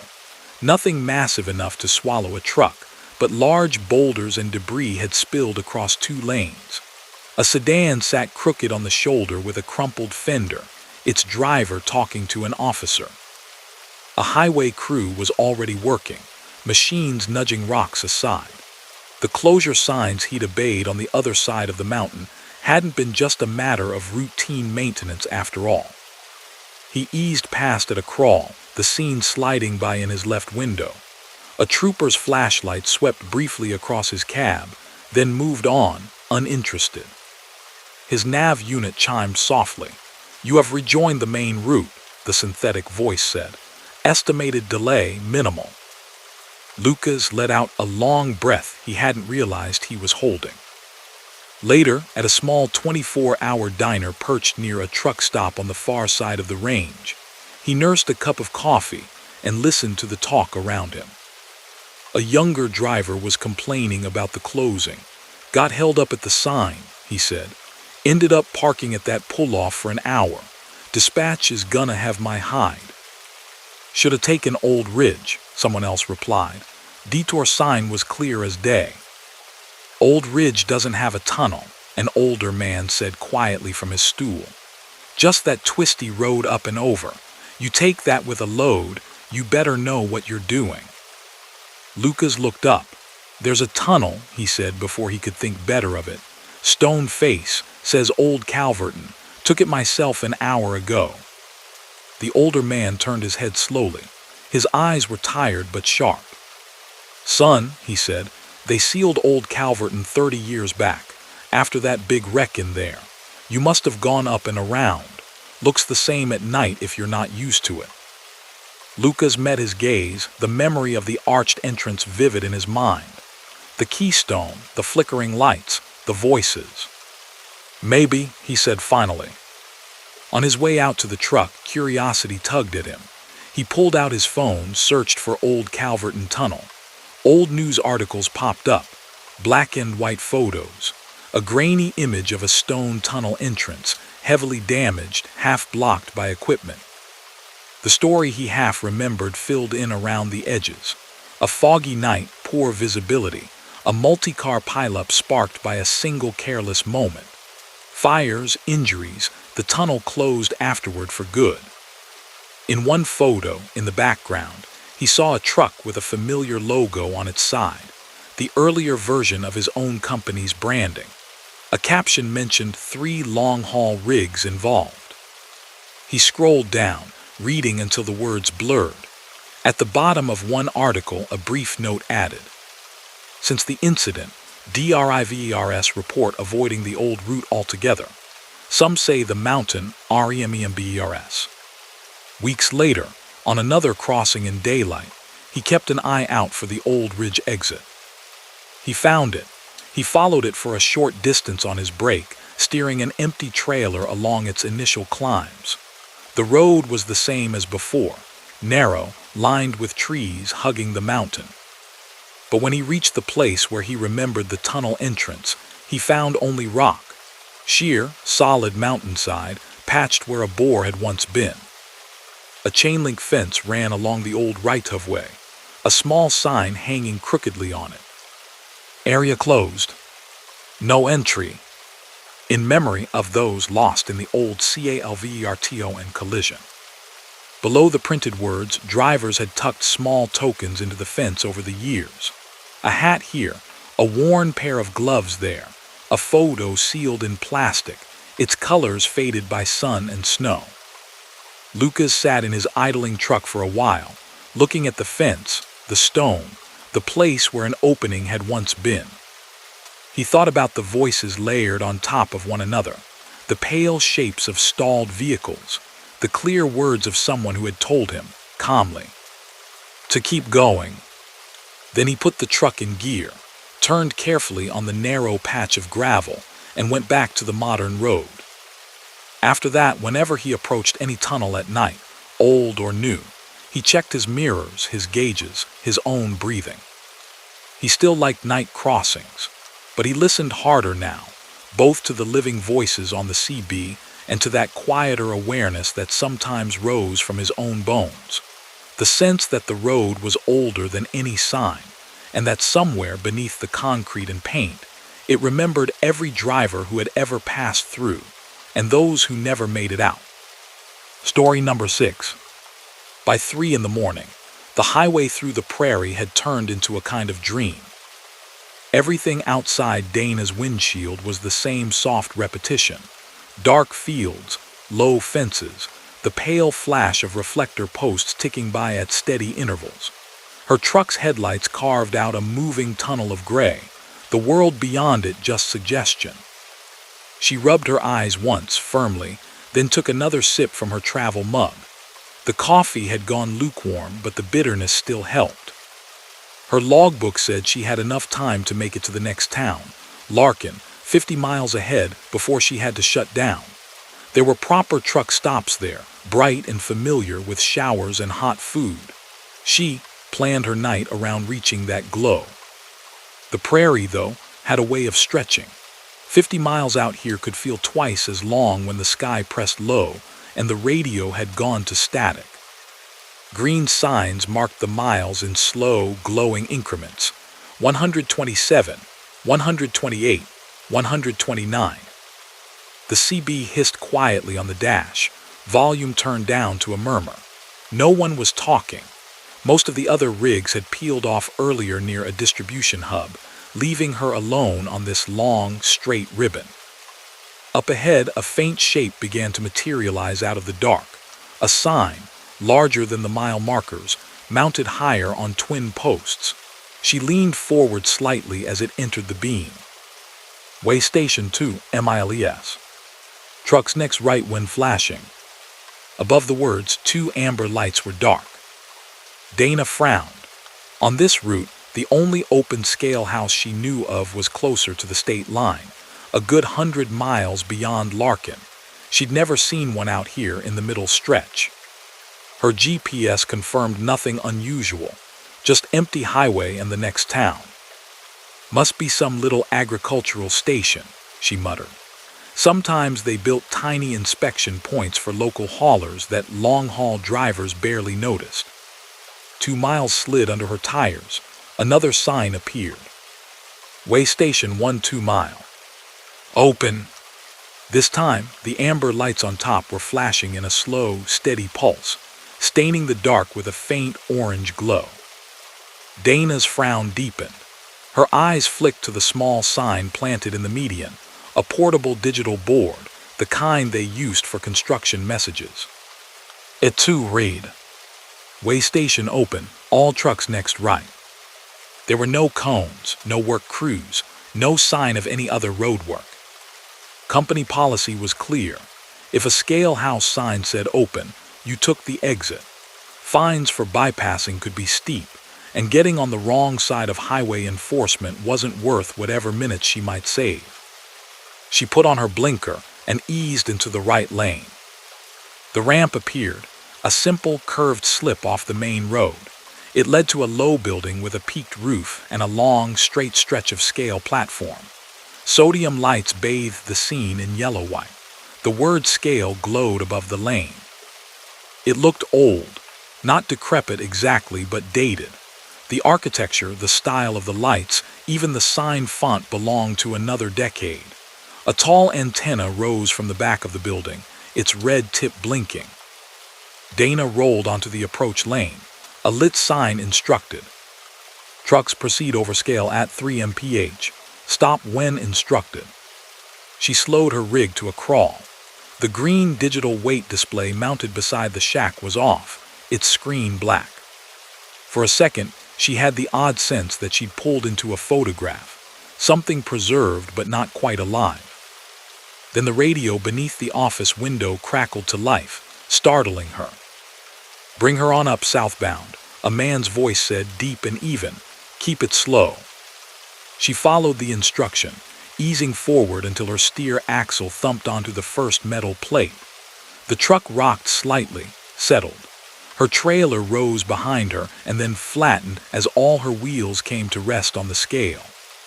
Hold it there, the voice said. Brake set.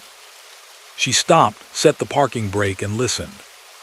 The cab filled with the faint ticking of cooling metal, the low hum of her idling engine, the whisper of a breeze across the mirrors.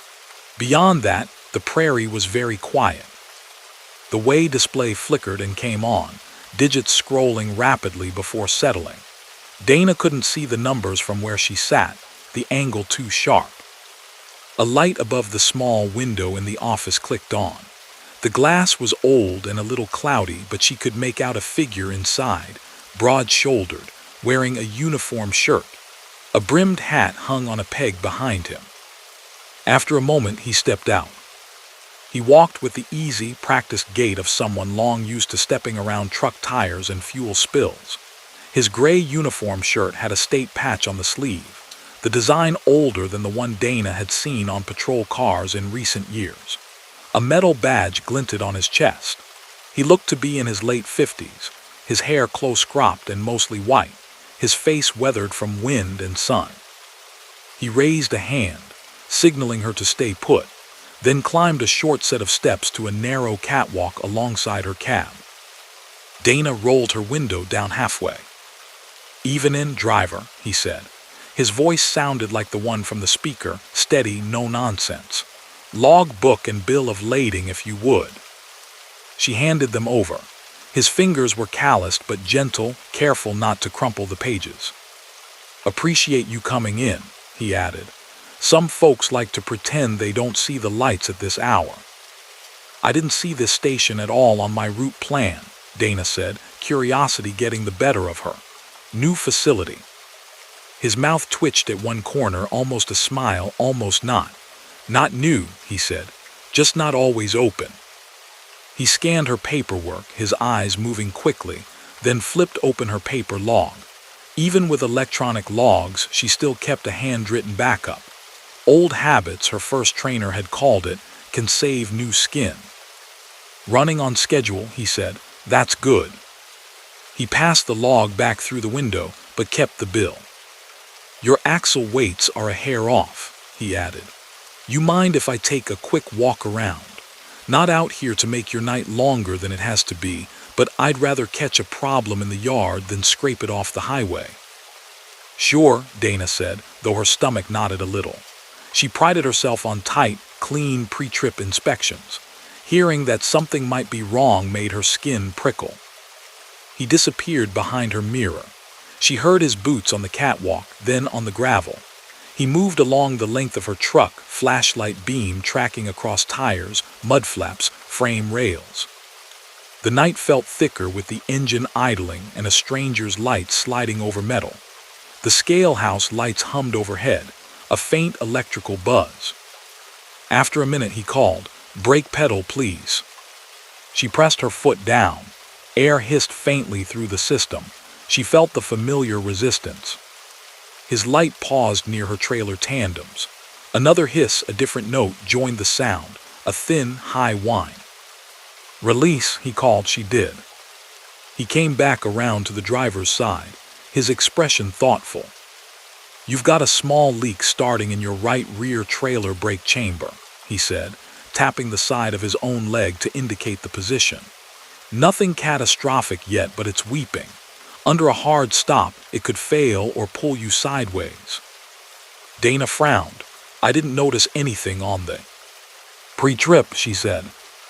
"Probably wasn't there then," he replied. "Things grow on the road. Heat, cold. Could have cracked a seal when you hit a rough patch back there. You've been on 47 since 11, yeah." She blinked. She'd written the time in her log when she merged onto this highway hours ago. She hadn't mentioned it. "Road's rough under the overpass by mile 98, he added.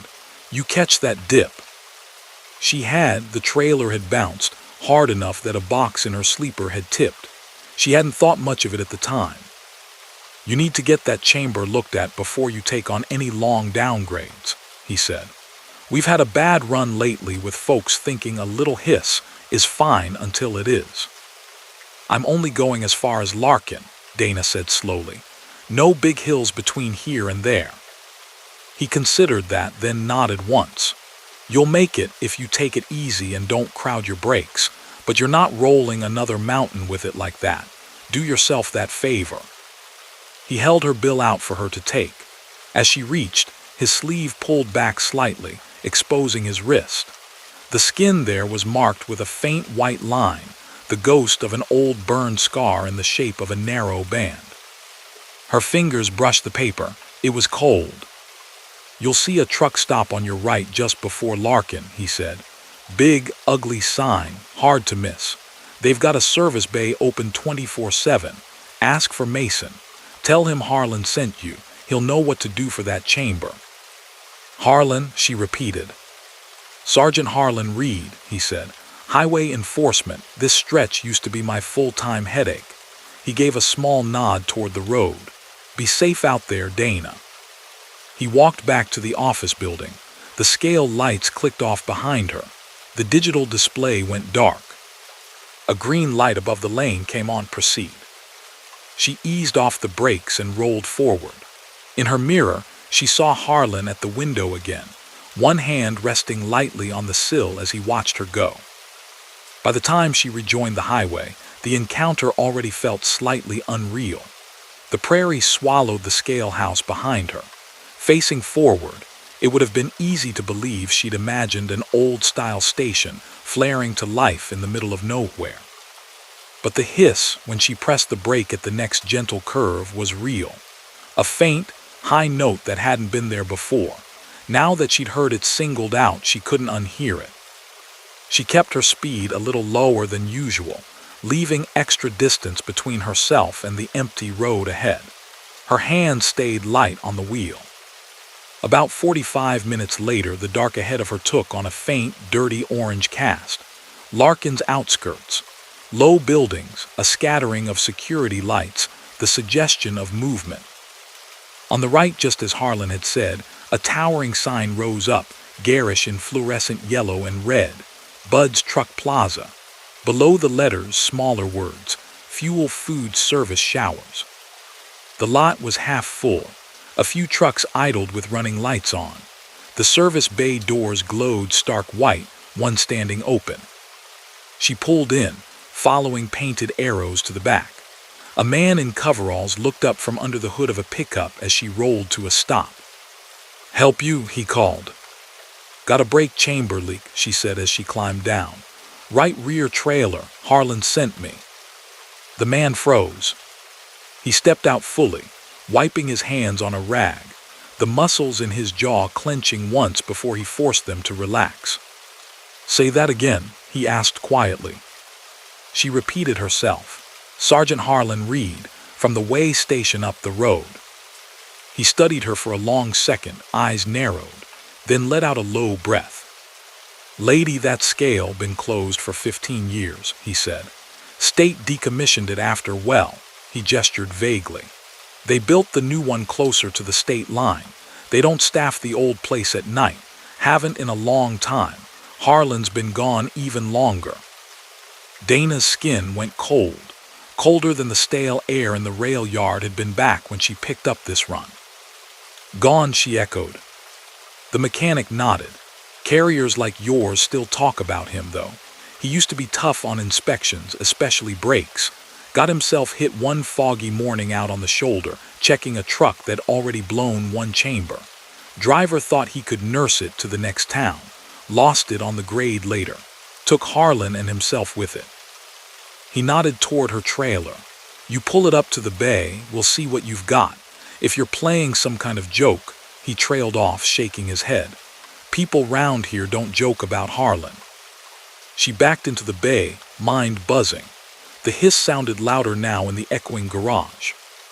The mechanic slid under the trailer with a flashlight and a spray bottle. After a minute, he let out a low whistle. "You're running on borrowed time," he called. "This diaphragm's cracked most of the way around. Another couple of hard brakes and it'd let go. You'd be dragging this axle if you didn't swing into a ditch first." He slid out and stood, wiping his hands again, the rag now streaked with grime. "How long you been rolling on this?" he asked. "Since before the old station," she said slowly. "I didn't notice anything until he told me to listen." He watched her face as she spoke, searching for signs of a story. Apparently, he found none. "Well," he said at last, voice softening, "good thing somebody likes you out there." He set to work, swapping the damaged chamber for a new one. The whole process took just under an hour. When he was done, he showed her the old part. The rubber inside was split in a jagged circle, the cut edges shiny where they'd just begun to give way. Tiny cracks webbed out from the main tier, evidence of stress and strain. "Another big downhill with a load on, you'd have felt that go," he said. "Maybe you'd have saved it, maybe not." Dana ran her fingers lightly over the cracked rubber, careful not to get grease on her hands. She could almost hear in the back of her mind Harlan's calm voice. "I'd rather catch a problem in the yard." When she paid at the counter, she asked, as casually as she could, "You ever hear of a mason working nights?" The clerk, a woman in her 50s with a name tag that said Rose, smiled faintly. "That be him," she said, nodding toward the service bay. "Been here since the old days, back when the scale house up the highway still had people in it." She hesitated, then added, "Used to play cards with Harlan on their breaks. Says he still hears his voice sometimes when he's under a truck, telling him where to look." Dana walked back out to her rig under the bright canopy lights. The sky in the east was beginning to pale. the first hint of dawn softening the horizon. On her way out of town after her break, curiosity pulled her to glance left as she passed mile marker 139. Far off the highway, barely visible in the flat morning light, sat a low building with a peaked roof and a rusted scale platform out front. No lights, no glowing signs, just a faded, weathered structure hunkering against the wind. From this distance, it might have been an abandoned farmhouse or a forgotten barn. Only the tall, slender antenna beside it hinted at another purpose. Her CB crackled once, just a pop, like someone keying a mic and then thinking better of it. She reached for her logbook later that day and found a neat note in the margin next to her 3 a.m. entry. In her own handwriting, pressed a little harder than the lines above and below, were 2 words she didn't remember adding. Check brakes. She stared at them for a long time, then closed the book gently. On future runs across that stretch of prairie, she sometimes saw the old way station from the corner of her eye, just a darker smudge against the long horizon. Most nights, its lights were dead.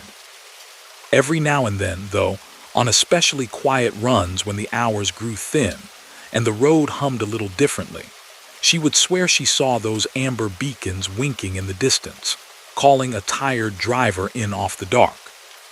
She didn't know whether Harlan was really there, walking the catwalk with his flashlight, or whether the memory of people like him just hung on longer in the places they'd cared about.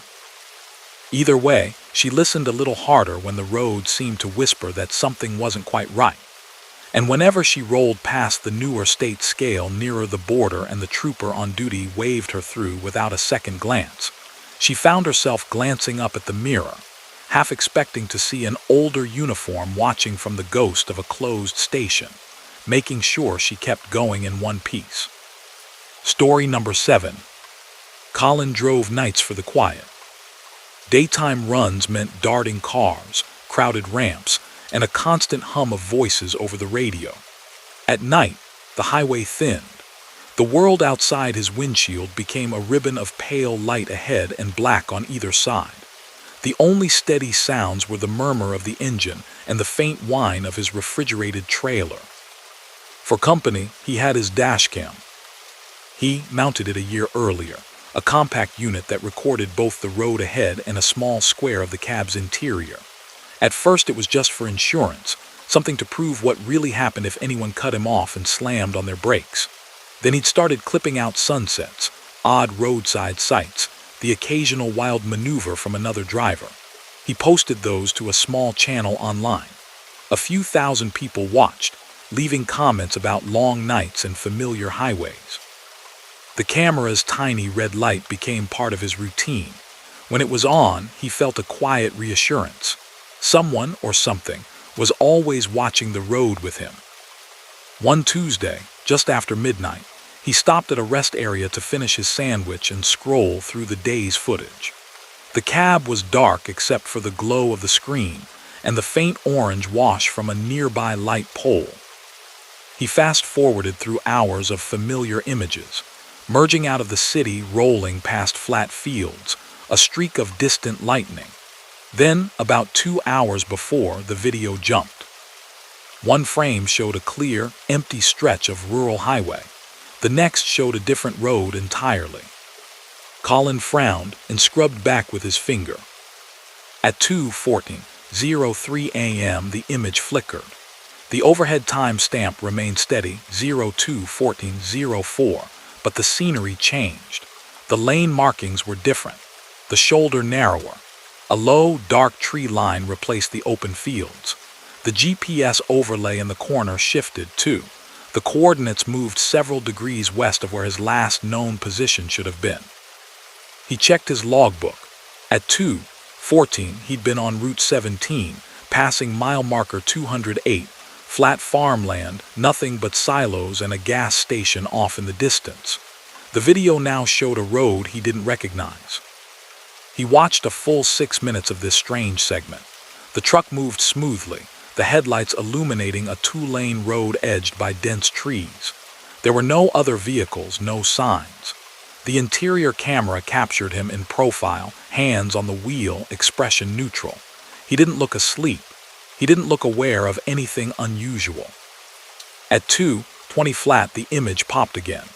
The familiar Route 17 came back, mile marker 209 sweeping by just as his notes said it should.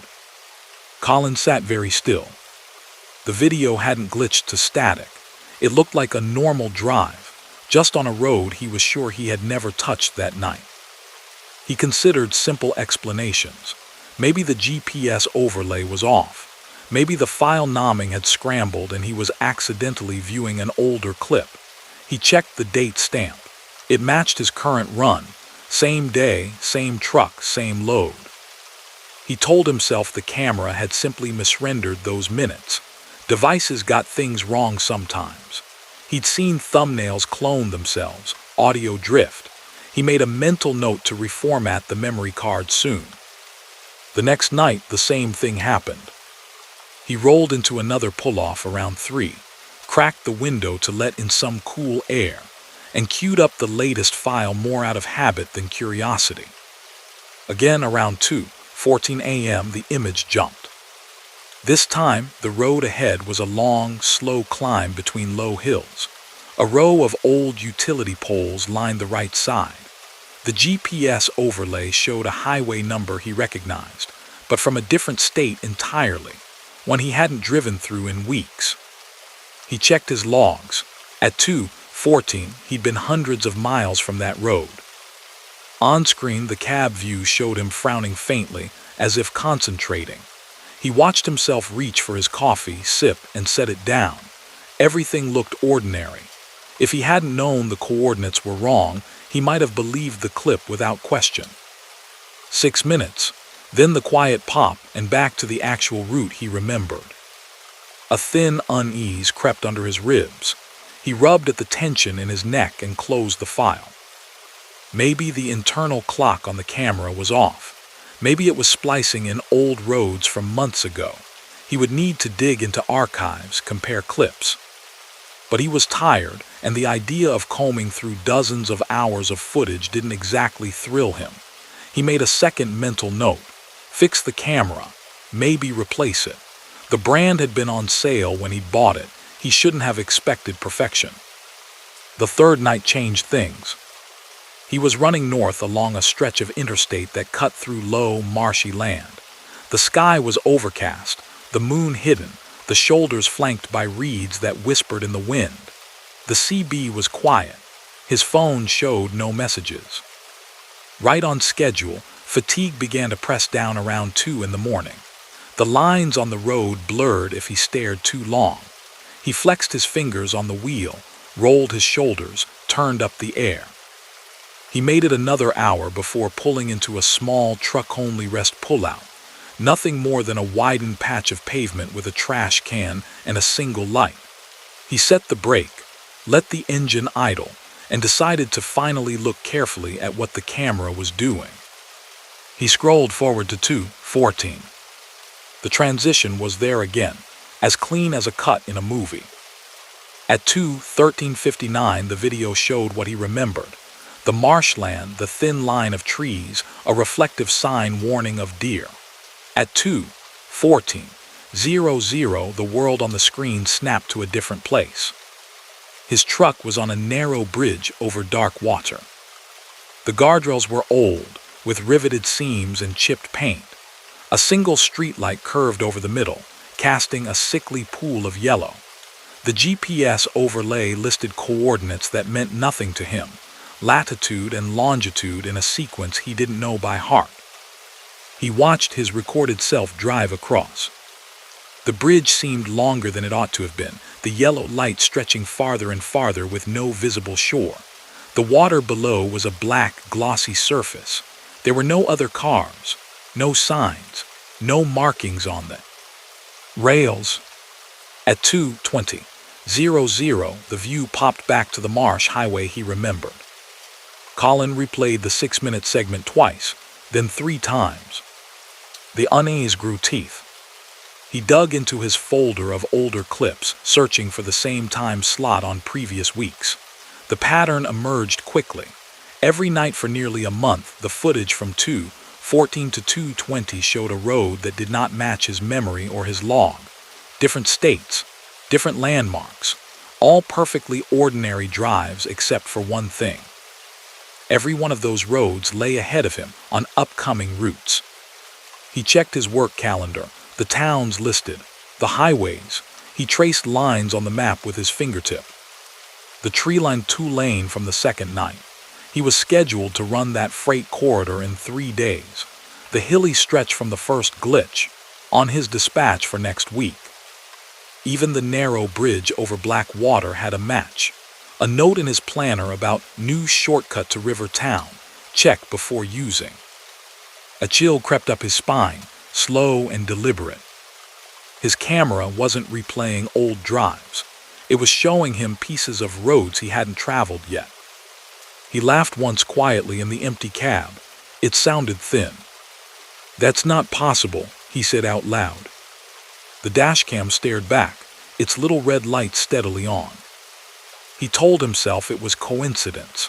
Many roads looked alike at night. Maybe his mind was forcing connections where none existed. He'd been living in long-haul loops for years, stretches blurred.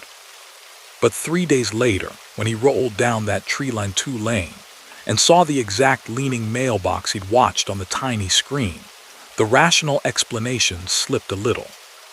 He knew a second before it came into view that there would be a sharp right-hand curve after the next rise. He'd seen it in the glitch.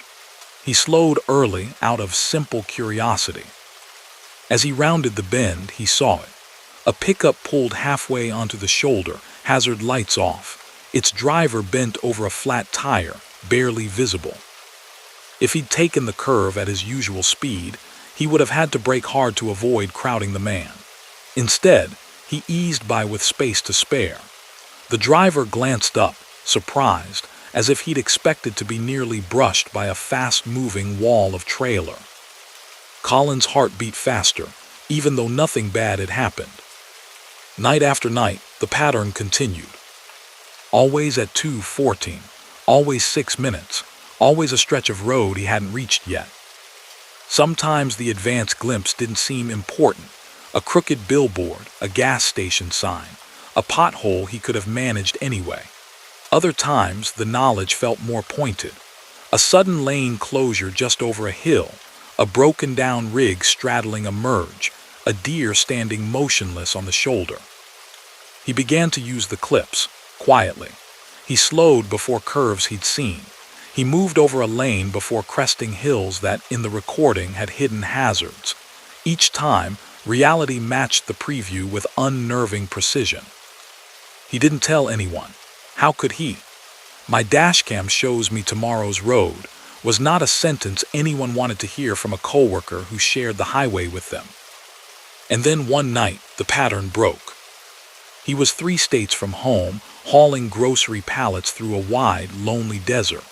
The sky was clear, the stars scattered thick above the dark horizon. The air had a dry bite that seeped in through the vents. He knew, almost down to the minute now, when 2:14 would come. Part of him dreaded checking the footage. Part of him was unable to stop. At a rest area shortly after 3, he propped his phone on the steering wheel and opened the newest file. At 2:13:59, the road ahead in the recording looked as he remembered. Flat desert, low scrub, a green sign announcing a distant town. At 2:14:00, the view jumped. His truck was approaching an exit he had never seen. The overhead sign read, "Exit 41A, Haven Rest. Fuel food truck parking." The design was slightly old-fashioned, the smaller words in a font no highway department used now. A bright blue logo he didn't recognize glowed beside the text, its edges blurred by the camera. In the clip, his recorded self flipped on his turn signal and eased into the right lane. The cab view showed his face washed in green from the sign's reflection, eyes fixed ahead, expression strangely blank. The camera followed his truck down the ramp. Lights bloomed at the bottom, far more than a typical exit. A long row of pumps, A low building that looked part diner, part motel. Neon signs buzzing in blues and reds. The parking lot looked almost full, trucks lined up in tidy rows. The image quality fuzzed as he rolled past the pumps. For a moment, the sign above them flickered. The letters seemed to shift, spell something else. He couldn't quite catch it before they resolved back into Haven. The cab view cut to a closer angle without warning, as if the camera had zoomed. He saw his own hands on the wheel, knuckles pale, one finger tapping an odd, stuttering rhythm. He watched himself back the rig into an open spot at the far edge of the lot. The maneuver was smooth, almost too smooth, as if he'd practiced it 100 times. At 2:20:00, the recording ended. There was no pop back to the main road. The file simply stopped. Colin sat in the quiet cab, listening to his own breath. There was no exit 41A on his route plan. His navigation showed only the usual desert interchanges, straightforward, predictable. No mention of a big, bright truck plaza named Haven Rest. He pulled out the old paper atlas he kept under the passenger seat, flipping through to the right page, tracing the line of the interstate. Exit 40 was a county road. Exit 42 led to a gas station and a town with under 1,000 people. No 41A. He checked his phone's map app, same story. The emptiness between 40 and 42 looked unremarkable. The next night, as the hour approached, he found himself gripping the wheel a little tighter. The desert rolled by, low and endless. The dash clock ticked toward 2:14. At 2:10, a small blue logo appeared on a roadside teaser sign he'd never noticed before. Haven Rest 5 miles. Safe, clean, quiet. The same logo from the recording, the same tidy font. Colin's skin prickled. He glanced at the nav again. Still no exit 41A marked, just open space. His headlights picked out another sign at 2:12. Haven Rest next right. All trucks welcome. The sign wasn't new. Weather had faded its colors and a crack ran through one corner. It had been there long enough for storms to strip paint. He realized, with a dull little jolt, that he'd been on this stretch of road many times and simply driven past without paying attention. He'd assumed the logo belonged to some small, distant truck stopped down a county road. At 2:13, an off-ramp sign rose ahead. Exit 41A, Haven Rest 1 mile. His dash clock rolled over, 2:14. He didn't check the camera. He didn't need to. He knew now with an almost physical certainty. What the recording showed: his own blinker clicking on, his truck sliding into the right lane, his hands following a path he hadn't consciously chosen. He tightened his grip on the wheel. The urge to move right was subtle but real, like a gentle hand on his shoulder. He could almost feel the cool glow of canopy lights, hear the comforting clatter of a busy lot, smell coffee and diesel and pancakes. He thought of every night he'd watched those 6-minute clips and quietly adjusted his driving. The recordings had shown him hazards to avoid, shortcuts, small kindnesses. Now, for the first time, they were offering him a place. Safe, clean, quiet. He kept his hands steady and stayed in the center of his lane. The exit sign slid by on the right. The ramp curved off into the dark.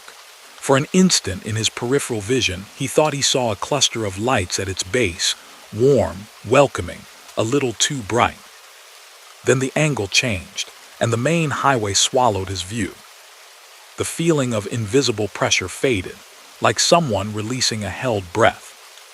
2 minutes later, another sign appeared, small and anemic. Haven Rest closed. No services. The arrow beneath it pointed down a narrow strip of cracked asphalt that diverged from the main exit ramp. Weeds burst through its seams. A rusted gate sagged across it, chained. Colin exhaled slowly. He drove on until the next fully marked truck stop and pulled in, hands still faintly unsteady as he set the brake. He sat in the dark for a long time before picking up his phone and opening the newest dashcam file. At 2:14:00, the road ahead in the recording jumped as usual. His truck moved toward the right-hand lane. The blinker ticked.